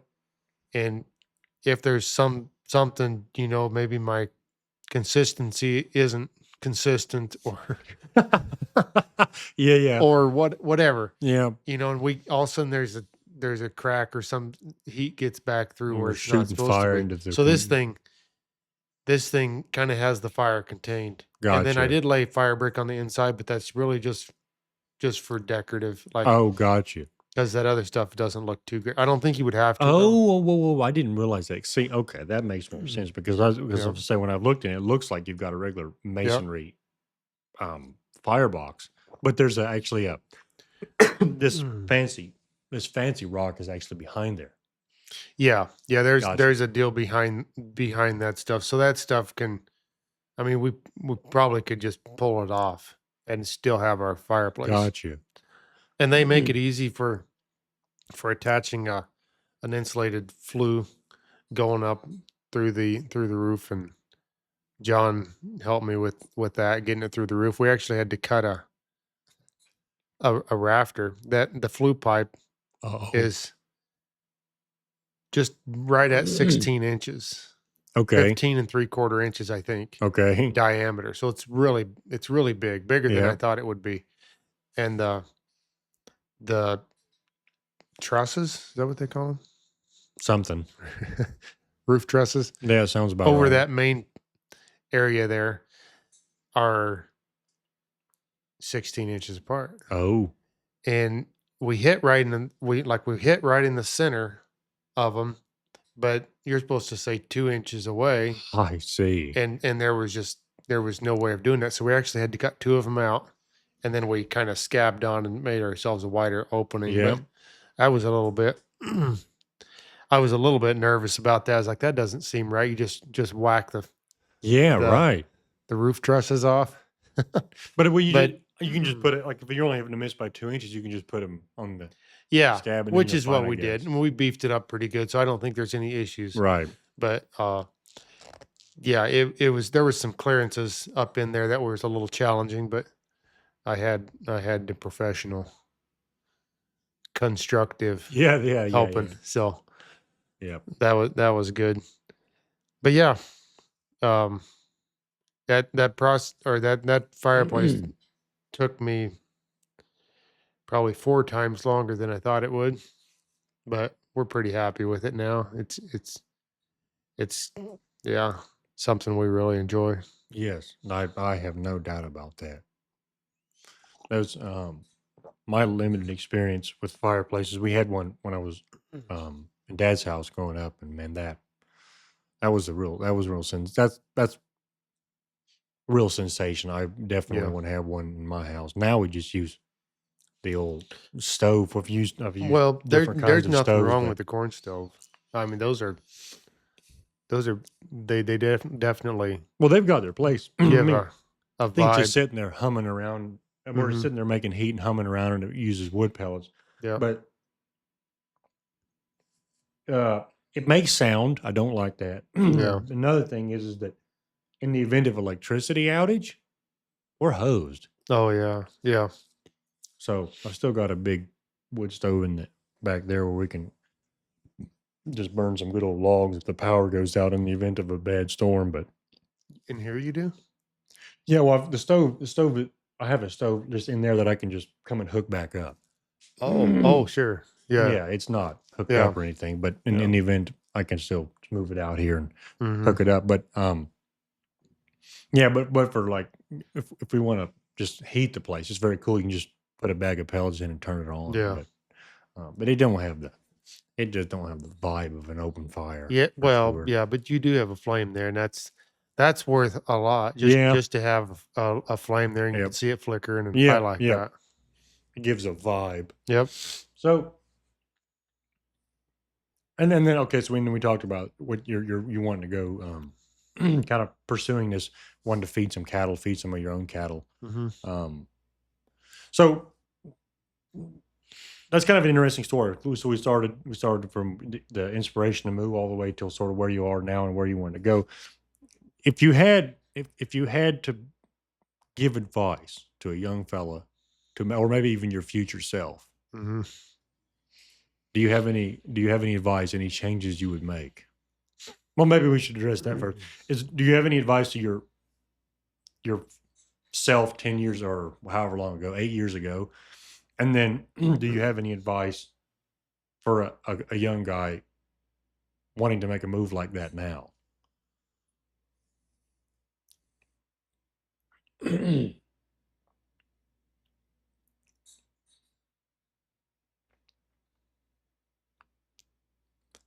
Do you wish you'd been more calculated, less calculated, or do you or are you just absolutely tickled with how it went?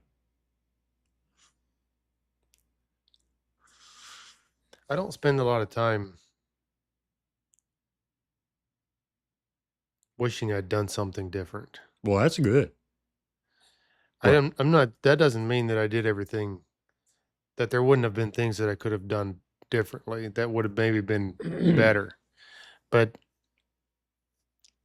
I think it's im I think it's important that a person follows their heart to some extent. At the same time, you also have to have an open mind when the door is closed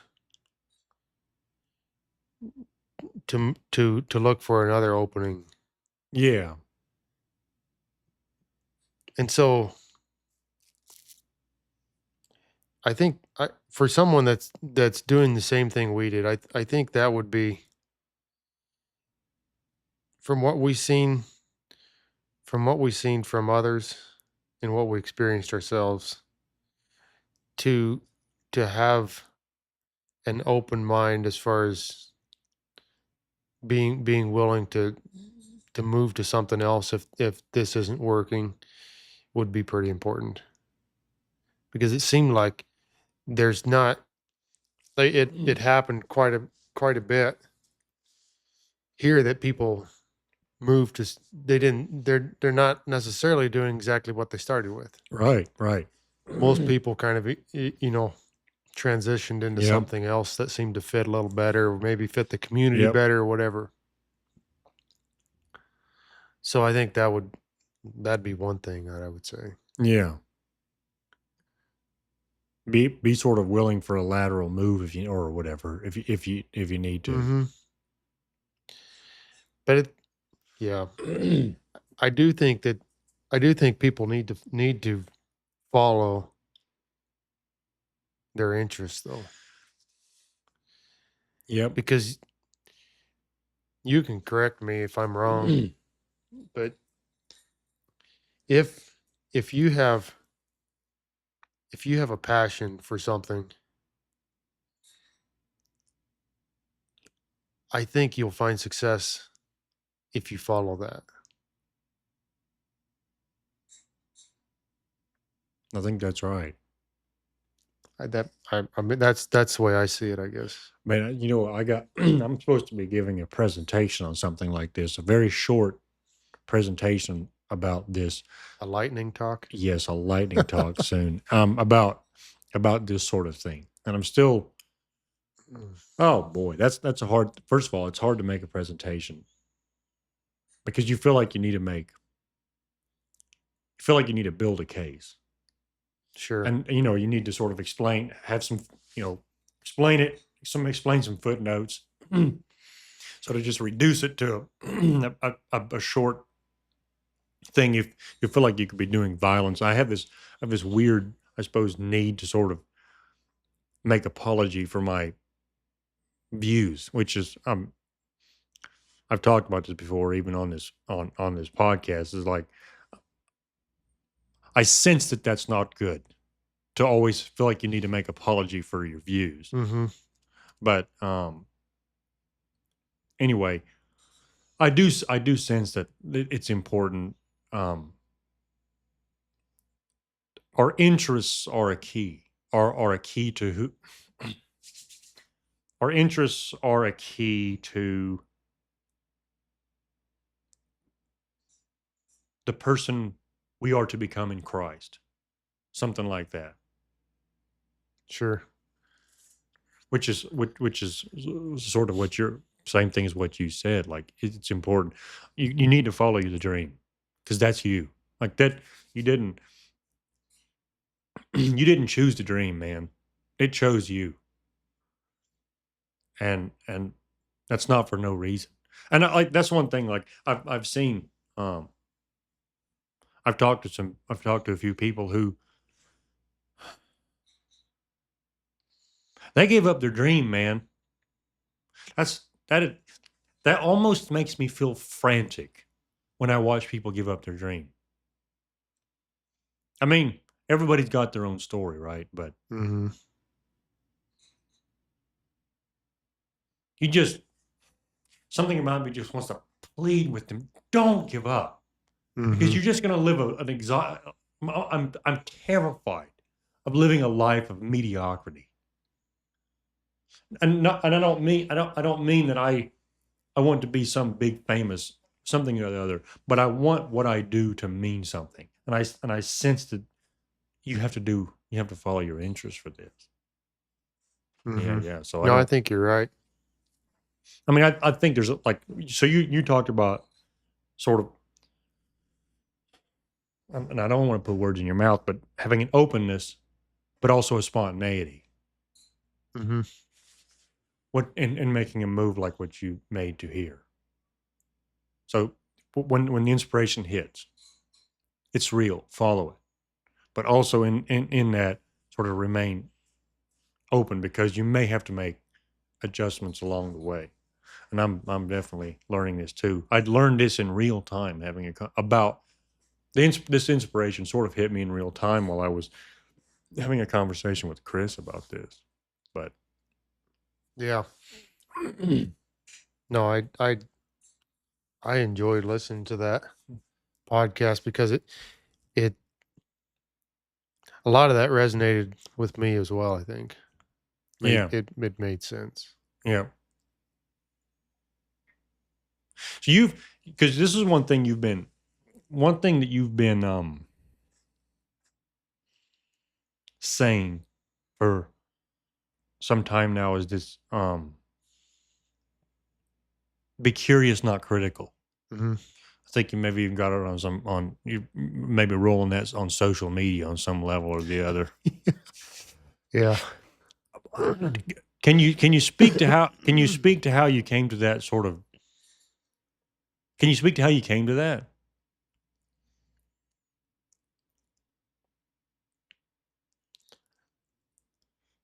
I think so.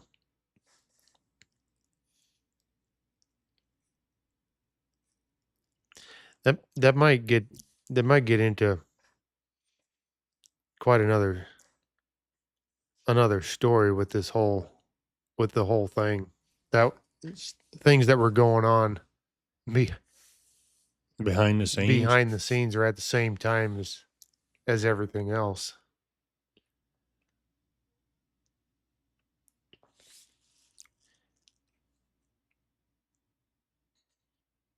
I don't know how much time we have, Oh, we have but we we got as much time as you've got. because there's a whole nother aspect to moving here besides what I've talked about. And I think I think it has a lot more value than what we've been talking about. Yeah. I I couldn't have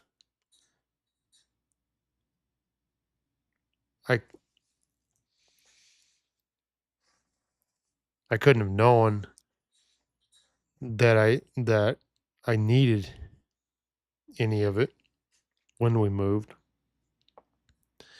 But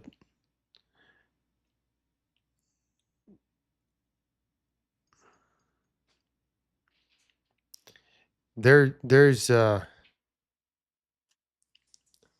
boy, not sure how to open this one up. This can of worms. Do I But need to break out the old fashioned for this?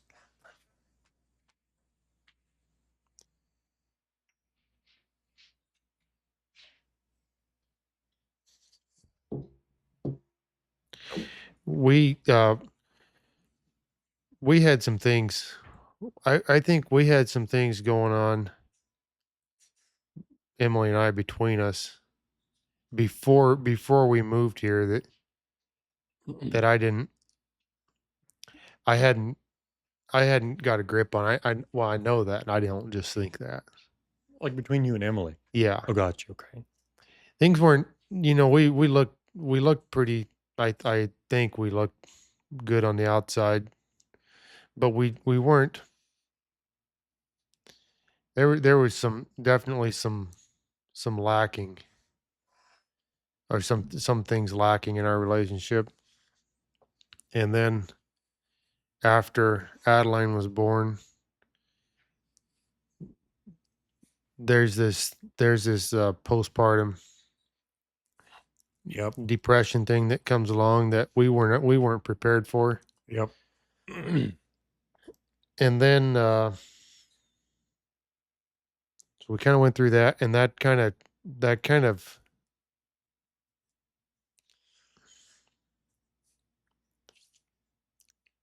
opened. I think that kind of opened our eyes to some of the needs in our marriage. But we had some, or we thought we were coping, I guess, up until that point. And when we moved here, she was pregnant with Charlotte, and so that pregnancy didn't go real well. As far as she was sick a lot, Yep. like really really sick. Just didn't do well with Yep. pregnancies, and so that has a lot to do with some of the feelings for that house. Oh, I yeah. mean, it wasn't a perfect situation to begin with, but when you throw somebody into that situation Yep. when they're sick, Oh, yeah. Oh, boy. Yeah. and so there's a lot of, like, it feels like a traumatic experience, Yes. and then so I you believe it. associate the house, and so it's really interesting to me how every fall about that time things would things would go downhill. Interesting. Ever since in that Yep. in that house, even even since we moved, but that time of year just kind of like, I Oh, think yeah. it's just the, what's the Yep. air and everything. It just triggers all those Yep. old um, memories. But so that year was, or that fall. Besides everything else we had going on, it was really really tough inside the house as well. And we didn't. You weren't here, but we didn't get out a lot. And then we didn't get out a lot. I would say for the first 2 years that we were here, drove me nuts, because I thought, man, we've got to start. I'm kind of, I like social Yep. interactions, and I thought we need to be be acquainting ourselves with these people here and making friends. We don't Yep. really know anybody, and that we don't want them to think that we're some kind of odd people. And that we would get invited out, and I turned down Yep. lots of invites. That was really really hard. It was really hard on me to. I would come around to some stuff by myself. She didn't come a lot, and that was pretty tough to handle for me. So then Charlotte was born in March. So things well, we went that year, and I suppose by that fall things kind of tanked again for a while, but it kind of got better. And then we get back around to spring of the next year, and we had we had a bit of a surprise in in the fact that we were going to be having another one, and it really it really kind of caught us off guard. Sent things for a loop. Well, yeah, we were just getting back on our feet, and we were just kind of getting out and about. Just it felt like a little bit. So that was in 20, and it was just like I don't know how this ain't gonna work. Yep. And we went back through, and sure enough, sick, and it just kind of like stuck us back in the dungeon for another year and a half or whatever it was. It felt Yep. like, but so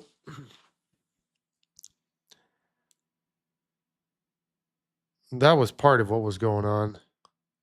Was just the sickness and the postpartum. Yep. But then I mentioned, like, in our we had some things to face in our marriage that weren't really things we wanted to I wanted to deal with. And she it was hard for her. Um I remember I was north of, it must have been that first fall in 18 when because I was hauling a load of ear corn. I was north of Bell on 85 there. And she called me or texted me or something. She's like, I'm really serious about getting some therapy. And I was just like, no way. Really? Yeah. That's amazing. It's like we Because I are know you now, and that just doesn't even sound like you. That's so interesting. I that I was really, and I was that was I knew that I knew she was serious, and I wasn't telling her that she couldn't do it, but I was just like, this is actually going to happen, and I ain't ready for it. I just remember being on that kind of that angle part of that road up there, and I was just like, this can't be happening, because um but I kind of got willing for it, and we went together some, and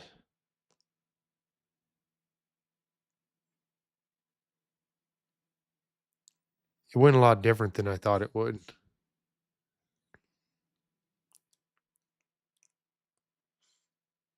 I expected I expected to be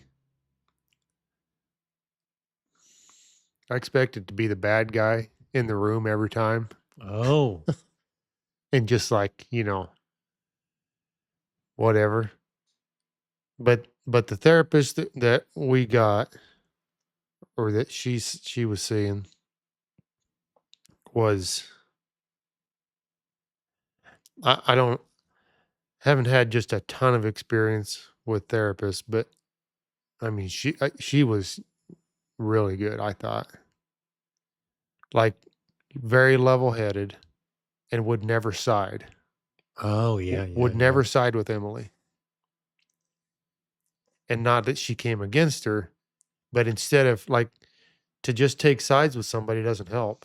It's like okay, would you say she sort of took the side of the best of the both of you type of a thing? Kind of like, Mm-hmm. and just tried to give she tried to build confidence in build Emily's confidence in herself as a person, and give her give her tools to deal with what she was dealing with. and I was I guess I don't know. I guess I was pleasantly surprised, or I had a good experience, I guess, with Yeah. that. And I was thinking about this earlier today. I've been to therapy on my own since then, and I was thinking, what have I learned in therapy? I haven't went lots, but I have went some. And I think the thing that I learned, or that helped me the most, was just actually going to therapy. To actually get willing to tear down the walls of whatever it was that was keeping me from even entertaining that idea of accepting some Yeah. sort of help like that, Oh, yeah, yeah. and going. I learned there's some things that I learned there. I didn't particularly have a it wasn't a bad experience, but it wasn't just like a great experience. I went to 2 different guys, and they were both, fine and whatever, but Yep. not like the experience Emily had. But whatever the case, it did, like, it was beneficial to me just to admit that I've got some issues that maybe somebody else could help me with. And one thing that I that I learned is, if you're going to go, it's not going to do you a lot of good unless you're 100% honest and open. Like, if you're going to keep some stuff back, you can just go ahead and do that, but you're not going to get the You're help you just a want to get. waste of money. Yep. Right. And so that that was I mean, it's a good exercise for someone to do that. And that's true. That's true in any relationship, or if you really want someone to help you, you're going to have to give them kind of the You gotta give him a chance. right. Yeah, yeah. Yep. So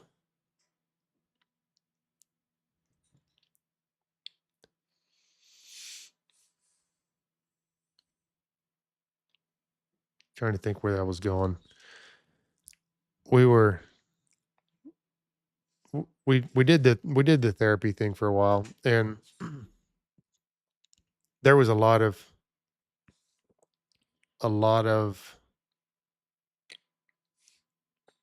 unpacking, maybe, that we had to do just between ourselves.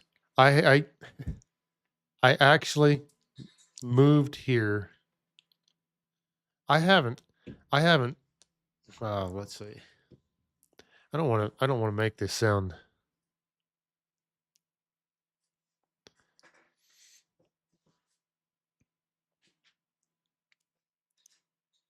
I don't want to make it sound worse than it is. But I have some I have some things in my past that I'm not real proud of. So I grew up, you know, there in Kansas, and everybody knew me, and they know a lot of this stuff. Okay. Maybe not not everything, but I had this little thought that when we move, that everything in the past can stay down there. Ah. I actually consciously thought that. Yep. Doesn't need to really follow us up here. We can take care of that stuff, and it'll all stay down there, and we can move here and just start over. Yeah, just Sort of. That had nothing to do with why we moved, by the way, yeah. but that was a thought. Yeah. Well, I found out that that's not the way that works. It didn't for me, anyways. It all followed us right up Yep. here. And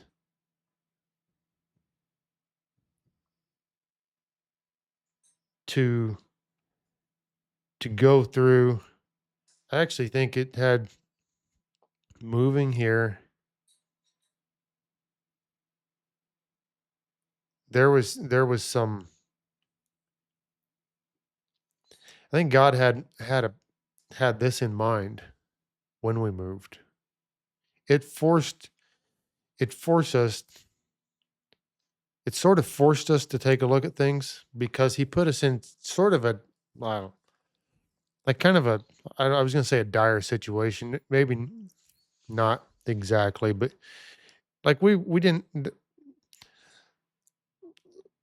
I mean, Emily was sick enough that she couldn't perform just even small household Yep. tasks.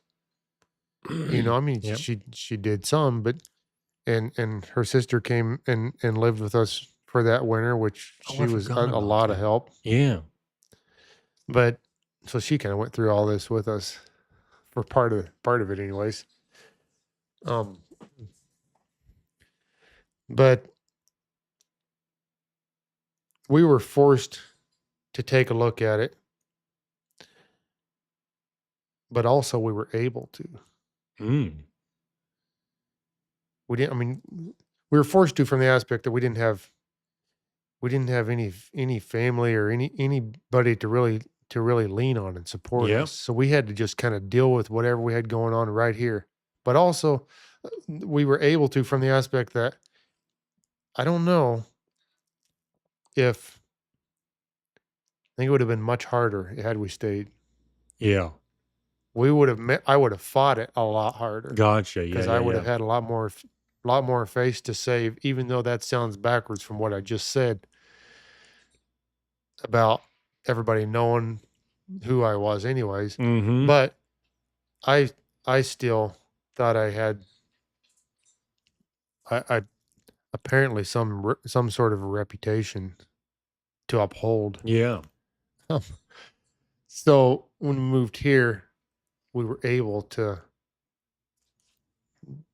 sort of face it without people let us here Yeah. because they didn't know us, Yep. I think. And I can't say enough about the reception we got when we moved here. The people here allowing us to work through what we had to work through and giving us room to do that was incredible. Like I had not experienced that maybe before. especially even in church group. Absolutely. Yeah. Yeah. Yeah. They they gave us the space we needed. I think they just maybe didn't know what to do with us Yep. because I don't know. I can't blame them, but we did not feel pressure to be anybody other than just kind of whatever we were. Yeah.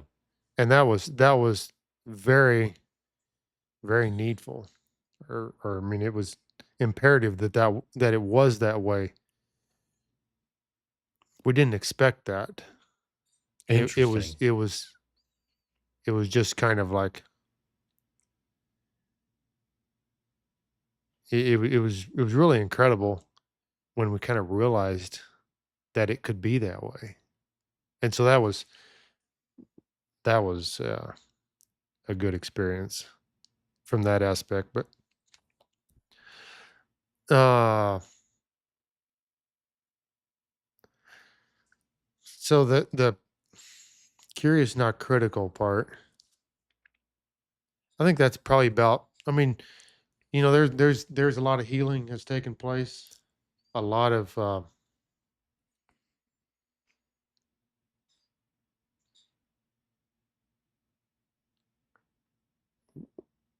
of work has been has been done, and there's still a lot to do. I mean, it's an ongoing thing, but I've realized that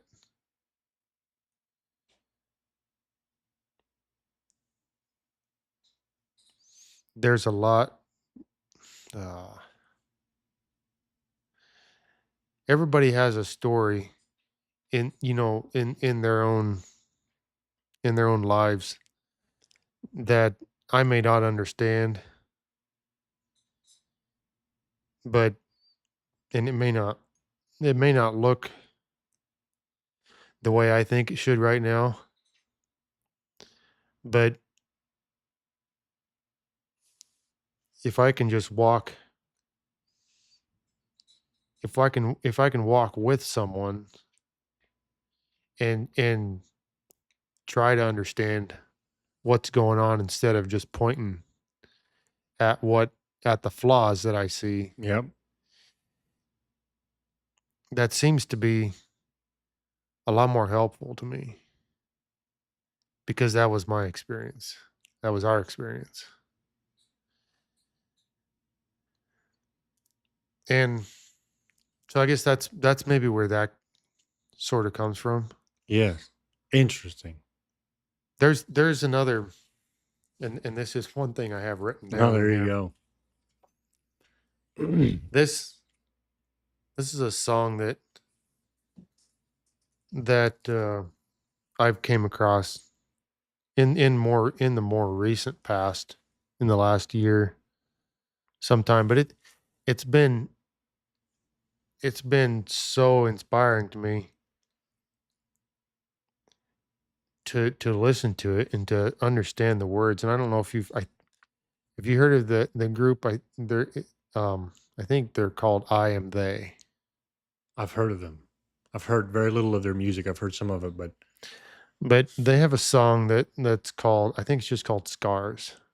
mm, But I wrote down some of the lyrics, and it was first time I heard it, I was just like I got chills because I was like, that is so powerful. But he says, waking up to a new sunrise, looking back from the other side, I can see now with open eyes, darkest water and deepest pain. I wouldn't trade it for anything, 'cause my brokenness brought me to you, and these wounds are a story you'll use. And then the chorus says, I'm thankful for the scars, 'cause without them I wouldn't know your heart. And I know they'll always tell of who you are, so forever I'm thankful for the scars.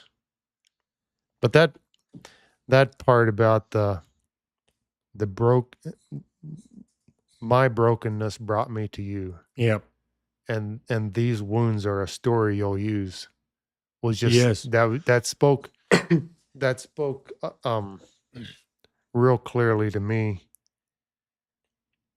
how sometimes we think that scars or wounds like that are something to be ashamed of, Oh, yeah. and not realizing the story that can be told through them. I think that was just incredible for me to well, it's been something incredible for me to understand, and then that song just kind of put words to the thoughts or the feelings that I was having about that. And yeah, I don't know. It's meant a lot to me to to listen to that and to read that from time to time. But This is interesting. So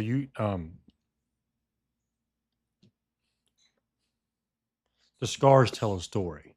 mhm, And I know, and then you also made the comment, it's important to walk with people through their pain, mhm. not point at it.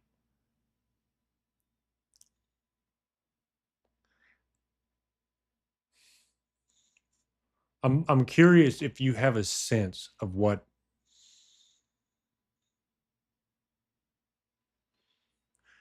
you have a theory or an inspiration about how to help people through their pain. You know, I've talked about story a little bit. and I think you know that I've talked to you about, and I think this is why I, for example, love Sean Ryan's show. Is I think if like Sean Ryan had the gall to have Hunter Biden on, Mm-hmm. and because he These has this things. idea that you can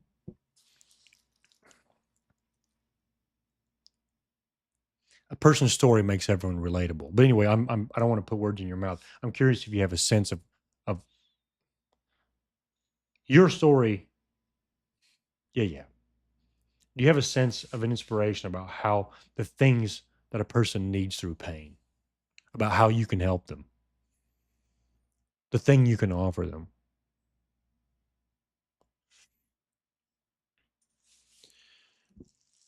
Do I have a sense Well, of what a person you needs through pain?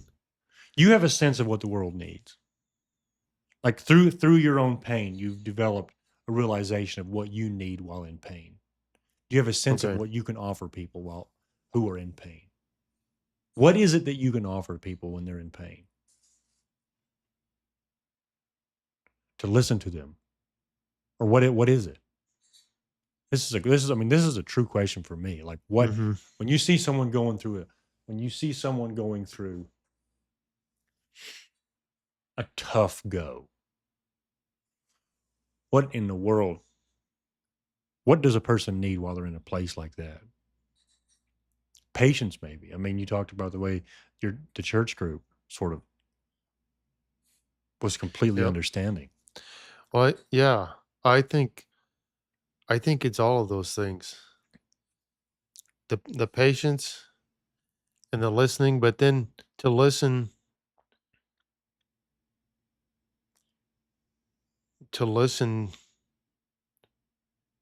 with a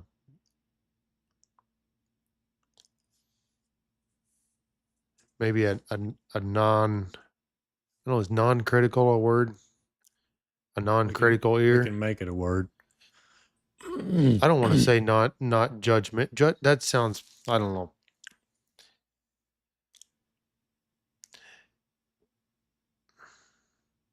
But to listen from a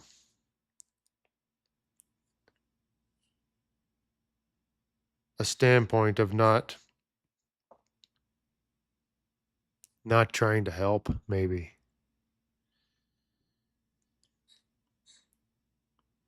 Because it's our tendency and it's my tendency to try to fix somebody's problem. Maybe that's a better way, not trying to fix instead of because I think people that are in that state, they want they want to feel love and they want to feel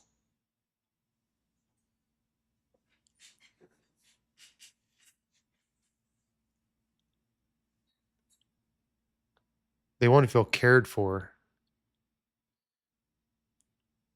But sometimes that comes at the risk of the other party trying to fix your problem for you, and that's not necessarily what you need because it's these pain is so it seems to be so personal that how can I know exactly what you really need to do because maybe what you need to do is different than what I needed to do. And so to give somebody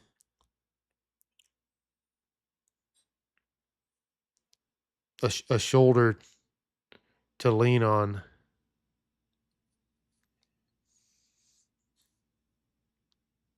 but yet not try to wrench them from the mud or whatever. I'm trying to draw a little example here, but I think that's I think there's something to that. Are you following me at all? Yeah, yeah. So Jung had this idea that only person you could offer, only help you could offer, or the help you could offer. How do I say this?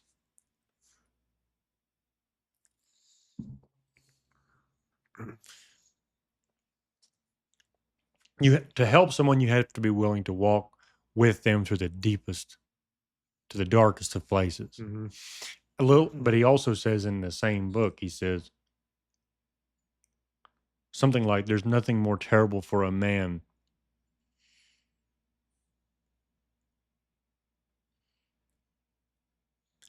The last thing a man wants to feel is understood. So there's this. I think what he's speaking to is this idea that so I want to be listened to, but I don't want you to tell me. I don't want you to be relatable. Yeah. Meaning, I don't want you to come to me. Oh yeah, I've been through that. Yeah, I understand. Oh, I've been there. That's not what a man wants. He wants, or anybody. He wants to. He needs to be listened to and walked with. And I don't really know why that is.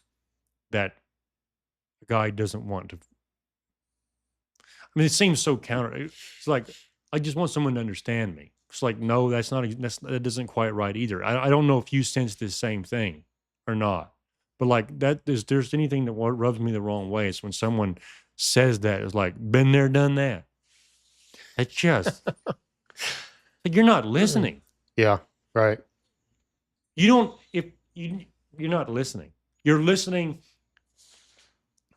You're listening through your eyes, or Mhm. you're listening for you. You're not listening for the sake of learning, or there's not a real openness. And I know that seems like a very self-centered thing to even say. But anyway, yeah, yeah. So yes, from that, I think I sort of understand what you're trying to say. There's this reminds me, um, speaking of how walking with people, it reminds me of the particular text um, that was given to me as sort of reference for this sort of lightning talk I'm supposed to give. And I reworded it, and I'm going to say it on here, even though people are going to listen, and they're going to listen to it, and then they're going to hear it again on Sunday. But it's John 15:7-6. So Jesus, I'll just give a bit of a preface. He talked about the importance of love. Mhm. That's a fascinating idea to me. But anyway, I'm gonna read this, and I'm gonna see. I'm going to see maybe in real time if this applies. 'Cause I sense that it does. So Jesus looked at his disciple and he said, "If you abide in me and my words abide in you, you shall ask whatever you will, and it'll be given to you. God is glorified, and therefore you are made my disciples when you bear much fruit. I love you as God loves me. Continue in that love. If you follow me, you will be abiding in my love, just like I follow God and abide in his love. I tell you this so that my joy may remain in you and that your joy might be full. This is my commandment: love as I have loved you. The greatest love is that a man lay down his life for his friend. You are my friends if you love like this. From now on, I call you friends and not servants, because servants don't know what their master is doing. But I have told you what I'm doing. I've told you everything that God has told me. I've chosen you, you have not chosen me. I've ordained of you that you should bring forth fruit and that your fruit will remain. Again, I tell you, love each other, and whatever you ask of God in my name will be given to you. But the part that hits me is this. This is my commandment: love as I have loved you. The greatest love is that a man lay down his life for his friend. Now, in real life, that might sound like jumping into a river to save a friend. But on the one hand, from a spiritual level, it strikes me as being willing to go into the darkest of places with a friend, and that strikes me as one of the things that Jesus was trying to say with that line. Mhm. So anyway, well, this. Do you have anything else? Do you have anything else that you um, would like to say before that you want people to sort of hear? I don't I don't think so. 10-4. No, it's Well, been good. yes, it's been fantastic talking to you. And again, I'm in a different frame of mind at the end of this conversation than when we started, which I I love that every time that happens. Yeah. A change of perspective again. And it's fantastic. Thanks for talking to me. No, keep doing what you're doing. I'm enthused about this podcast. I think these conversations are important to have, and not not even publicly, but if watching them publicly can inspire more people to have them privately, that's what it's all about. Well, listen, first of all, thank you. And next of all, yes, that is that is my hope with this. Yeah. I hope that this can set an example for what a conversation can be. Hmm. All speech is free, but not all speech is beneficial. And I do believe there's a way of conducting these conversations to where um, they are maximally beneficial for all parties involved. Absolutely. Fantastic. Thank you. Yep.